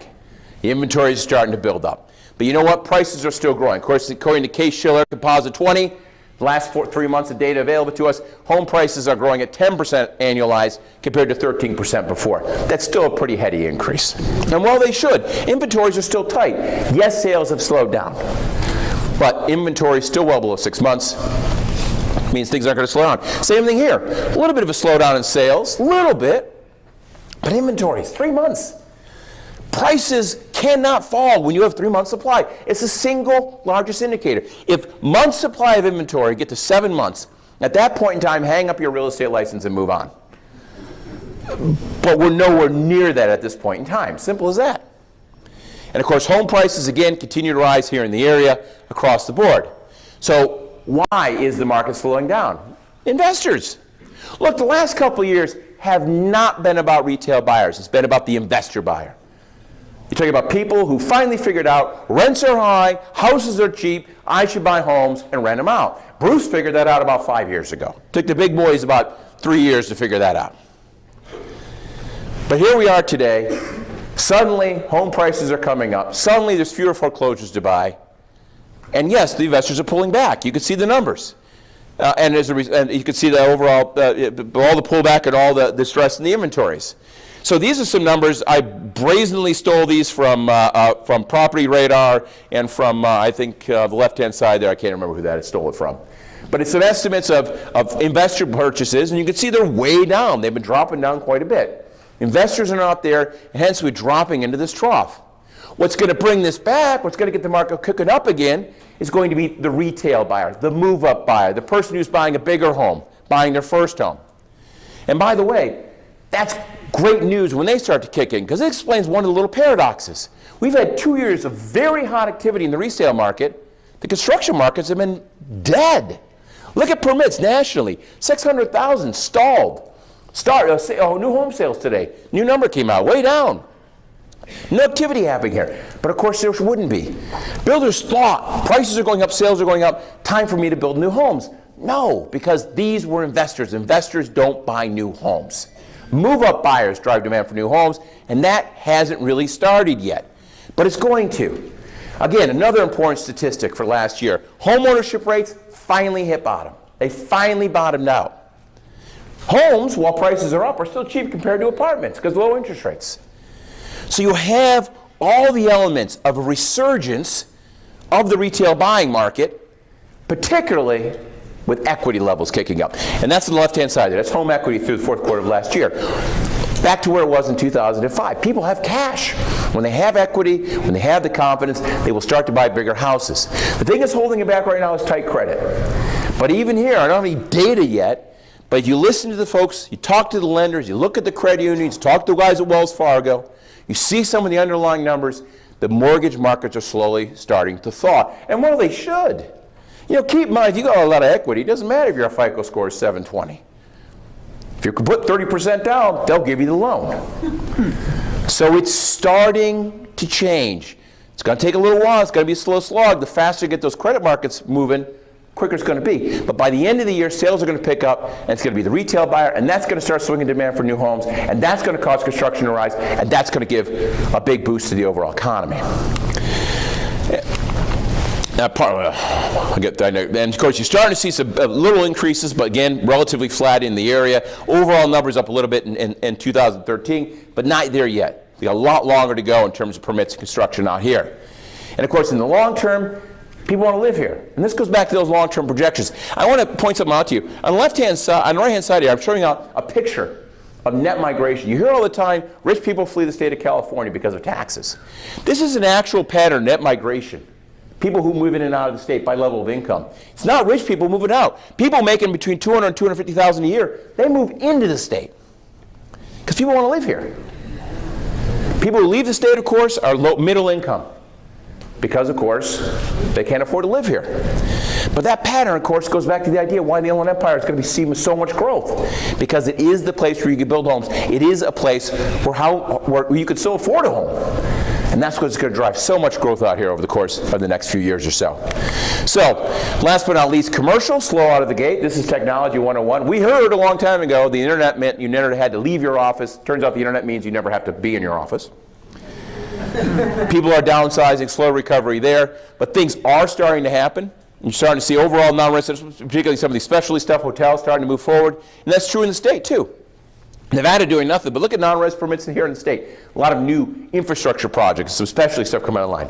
So that starts moving as well, a little slower, of course, but the retail side, of course, the retail buyer side, construction side, most important. So wrapping it up, where are we? Well, as I said, I'm confident in the economy. Things are going to continue to grow. We're looking for probably a little over 3% growth, average over the course of this year after a relatively weak first quarter. We're looking for a little over 2%, 2.2, 2.3, but then 3% plus for the rest of the year. Export's going to continue to grow. By the second half of the year, the retail market for housing is going to start picking up again. You're going to see more construction. Commercial's going to continue its slow rise. Market prices are still sustainable. Homes are still cheap relative to incomes, relative to rents. That means there's more headroom for prices even with the increases we've seen. Interest rates are going to drift up, but drift up slowly. There are headwinds out there, there's no doubt about it. There are things that will keep this from being a 5% growth economy, but clearly the fundamentals are there. I think this is the big message. In 2005, good growth on bad foundations. Today, slow growth on great foundations. And those foundations means it's sustainable, and that means better times ahead for the U.S., for California, which, by the way, is paradise, if you hadn't figured it out. And yes, for the Inland Empire, great things are going to occur out here over the course of the next few years. So it's only going to get better, folks. And that's why there's a lot more room here, a lot more people in this room here, than there were at Rio Mac a month ago. Thank you very much.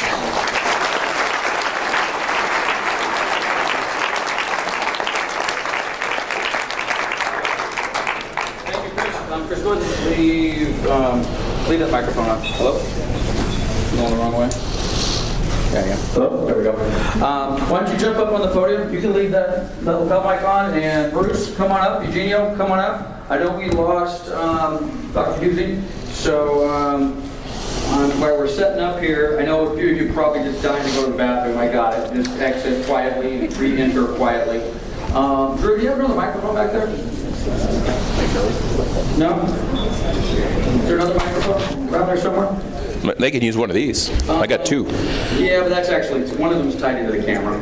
So, this is what we're going to do. Very good. Thank you. One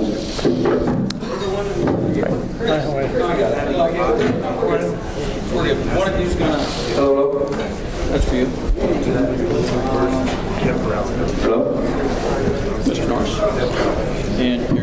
good. Okay, I'm going to walk around if you guys want to spread out a little bit. We're going to, we will take a few questions from the audience as well, but I've got a few I wanted to run by first. I was hoping to pick a fight. You guys probably have better questions for each other than I do. There was a lot. I have one. Well, we'll hold it for just a second. It just seemed as though there was a tremendous amount of love and agreement going on. So I'm sure I probably missed a nuance here or there, and it sounds like Bruce is ready to pounce on somebody. But before we do that, let's just do a couple quick little housekeeping things. I mentioned this earlier, and I want to make sure everybody heard it. All the PowerPoint slides we will email to you guys here in the next 48 hours. I know that Chris posts all of his stuff on his website at Beacon Economics, because I go there once a month to see what he's doing, and they're all there, and you can just grab them, and then they're sweet. I think Bruce does the same. No? Yeah. Aaron does. Let me ask Aaron. Aaron says yes. And the good doctor, you've given us permission to send your stuff out? Okay, so we'll get you all the PowerPoints here so you don't have to, again, strain your neck and do the photographs of this slide that you've been doing. I know how these things go, which, by the way, we have to close this room at 12:30 for two reasons. I promised our speakers I'd let them get out of here, and they're going to turn the lights off in this room at 12:30. So I just had a couple quick things. But before I throw my question at the panel, I want to see if we can get some agreement in the audience to this. Most of us are real estate practitioners, either realtors in the loan business, escrow title. Yes? Yes? Okay. Inland Empire, a lot of discussion on the Inland Empire today. I'll give you CRMLS facts, which are basically Inland Empire. Pending home sales in the month of February jumped by about March jumped by about 30%. So we've got sold about 13,000 single-family houses in the month of March, compared to about a little less than 10,000 in the month of February, and 8,000 or so in January. January and February were tough, but at least from a standpoint of people opening escrows, buyers going into escrow, sellers accepting offers, March was not a bad month. Frankly, April is stacking up to be pretty decent as well. So, which brings me to one of the questions we talked about, and I don't know if it's fair or not, but I'll throw it at you. Inventory levels. We've been talking about inventory. It appears on what I'm seeing that the inventory, and by the way, I talked about units going into escrow, the inventory levels are ever so slowly increasing in the Inland Empire. And we're also seeing approximately 1/3 of all the, for example, there's 45,000 listings currently approximately in CRMLS. 15,000 of those were taken last month. Okay? 15,000 listings taken in the month of March, on a total setting inventory of about 45. And that same percentage held true, frankly, in the month of February as well. So, I know Bruce touched on it a little bit. Eugenio touched on it a little bit, I think, or no low inventory. You didn't touch on it. Somebody said something about low inventory. Any comments? And then before I forget, then we'll let Bruce jump on one of these guys. So what do you see for residential inventory in the future? Slow, steady? Anything exciting? Oh, they're going to remain tight. There's just nothing coming on the market. There's more demand, not a lot of supply. There's nothing new coming on the market. Where's it going to come from? Exactly. And, okay, where it's going to come from is somebody that's going to buy another one. So we're in the buy-sell business. 80% of our escrows are contingent purchases waiting for their sale to close. And that's 90% of the inventory now. When you get listings, they're not 10% REO at short sale at this point. They're probably mostly people with equity that are going to move somewhere local to like an upscale house. Yeah, I will say that there may be a little bump in inventories over the next 3 months or so. We had this nonsense with a homeowner bill of rights that passed last year. Done now. Well, my understanding is from the numbers, there's one last sort of round of product that got held up because of that.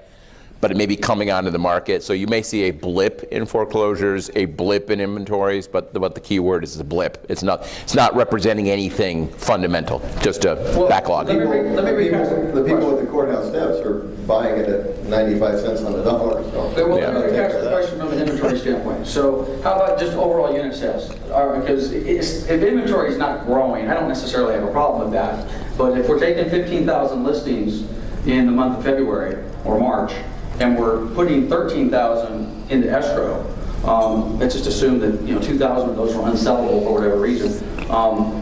So forget about whether inventory goes from 2-month supply or a 7-month supply, which we all might have a little concern with. Are we expecting more unit sales? Because your example, Bruce, of people are buying, but they got to sell the one behind them. We didn't have that a year ago. We never, certainly didn't have it 2 years ago. No, but you know what, he's exactly right. I think you're shifting from discouraged retail buyers. I mean, I wouldn't want to have been a retail buyer March of last year, trying to compete with a hedge fund with a $100 million bank statement. He would offer all cash. And just an example, I called on a listing one time early last year, and it hadn't gone pending, but it was about 10 days. And I thought, well, that's amazing, because it priced pretty well.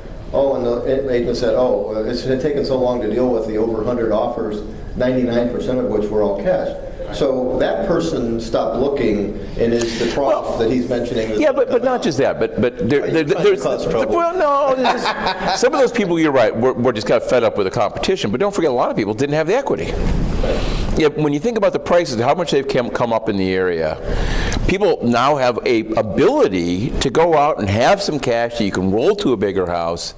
And so you're freeing up a whole other set of potential purchasers that doesn't exist 2 years ago or a year ago. The other thing is that you've had credit repair occur on the group that lost their home years ago. That's an overlay of buyers that want to get back in that had a hard time competing. Because if you had to get an FHA loan, which is the only loan available to those people, that was tough. The one disadvantage we have is the lowering of the FHA loan limits in Inland Empire with the price rises. That's taken some inventory out of that. Bit of steam. Okay, let's get off that topic, but before we do, raise your hand if you currently have a house listed in the room, and keep it up. All right. Keep your hand up if it's an equity sale. Okay. Keep your hand up if it's a short sale. Keep your hand up if you got an REO. And of course, Mr. Novak is the only guy in the room. I think maybe him and I, or maybe where's Mike? You gotta have an REO. So at any rate, I mean, even the short sales. Again, raise your hand if you got a short sale listing right now.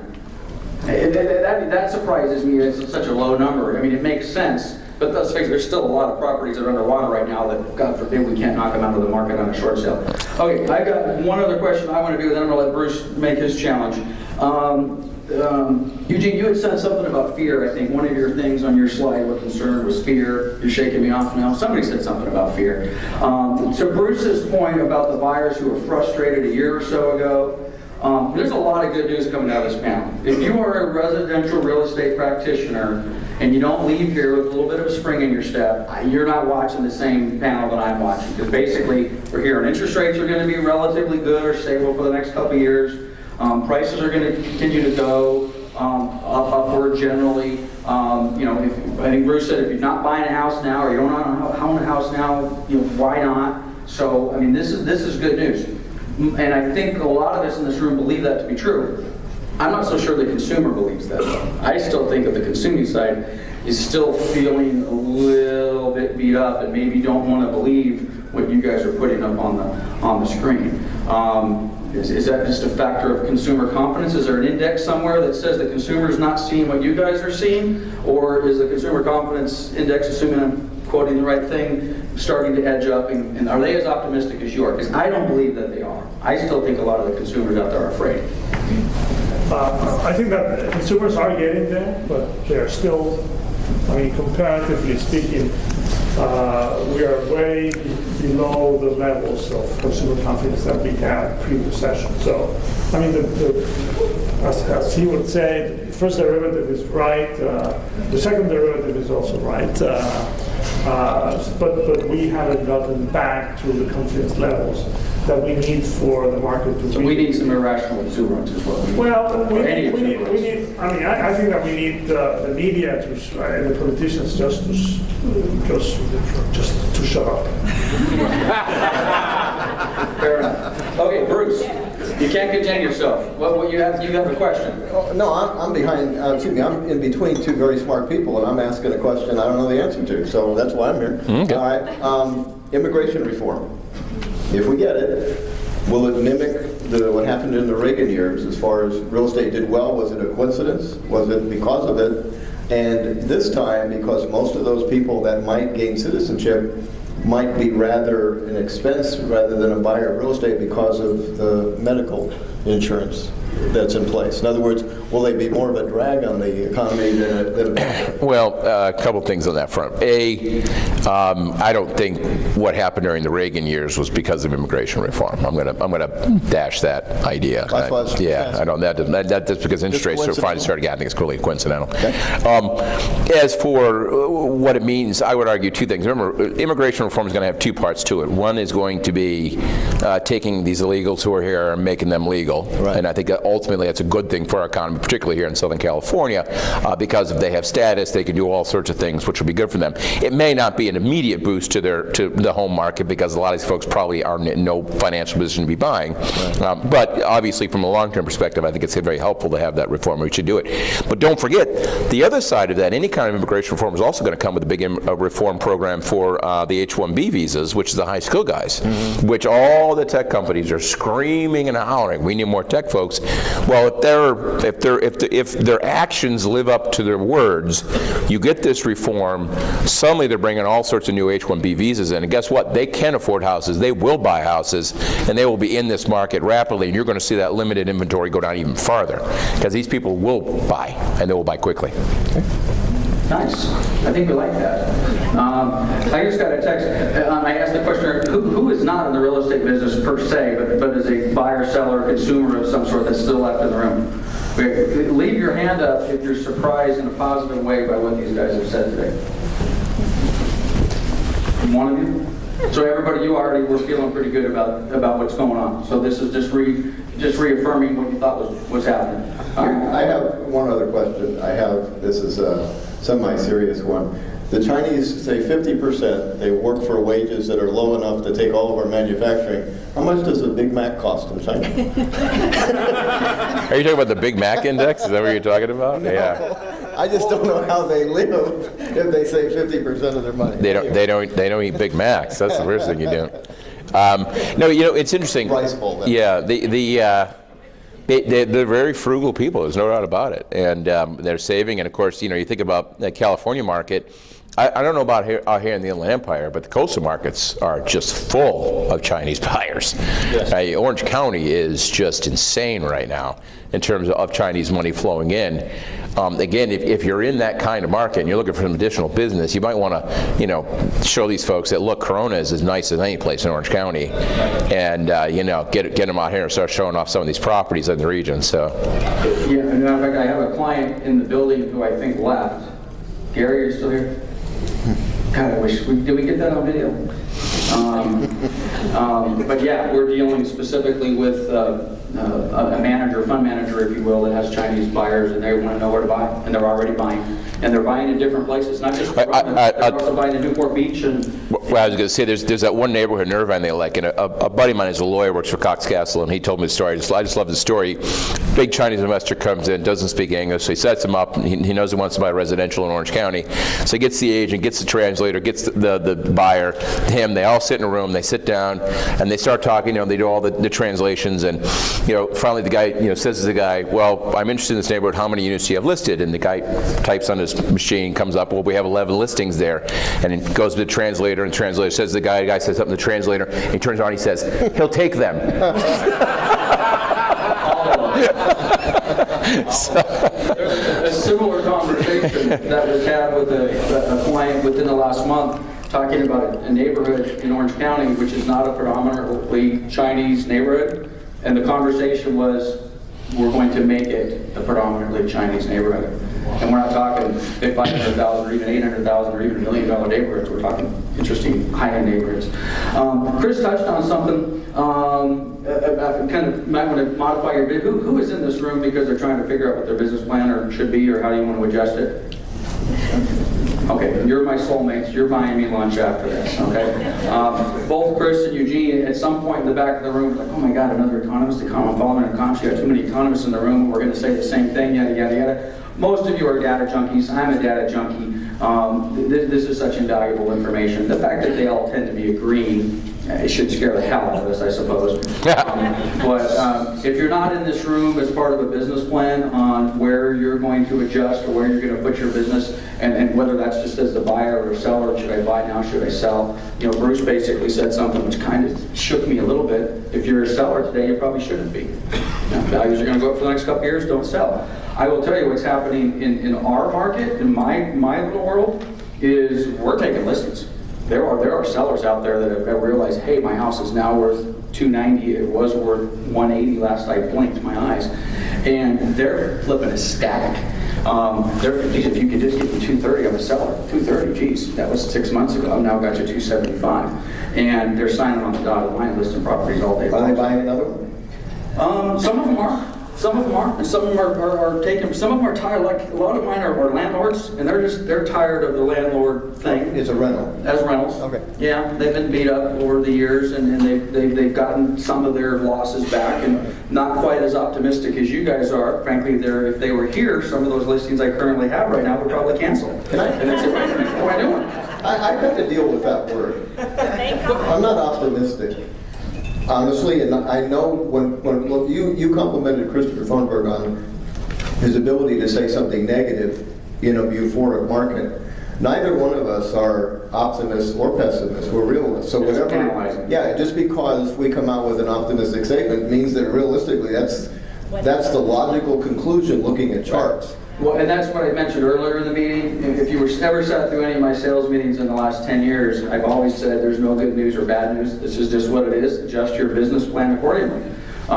You know, back in 2005, or even earlier than that, a few of us in the room said, hey, it's time to adjust to REO. And we did, and made a lot of money doing so. And many years, 4 or 5 years, actually in 2008, when the first moratorium came in, I was like, crap, my business, not that we didn't sell a lot of REO after that, but, you know, we were selling 500 houses a year just within our group, and then after, you know, from 2009 and 10, it was going down, down, down, which frustrated the hell out of me because the inventory should have been out there, but it wasn't there. So we just adjust our business model. Okay, well, we're not doing that anymore. You know, thank God we've been doing property management. The influx of rentals with the investors out there, been kind of nice. Been buying real estate offices. You know, 5 years ago we had 1 real estate office. Now we have 5. We're buying real estate offices at the time people thought I was nuts. I still may be nuts, by the way. Jury's out on that.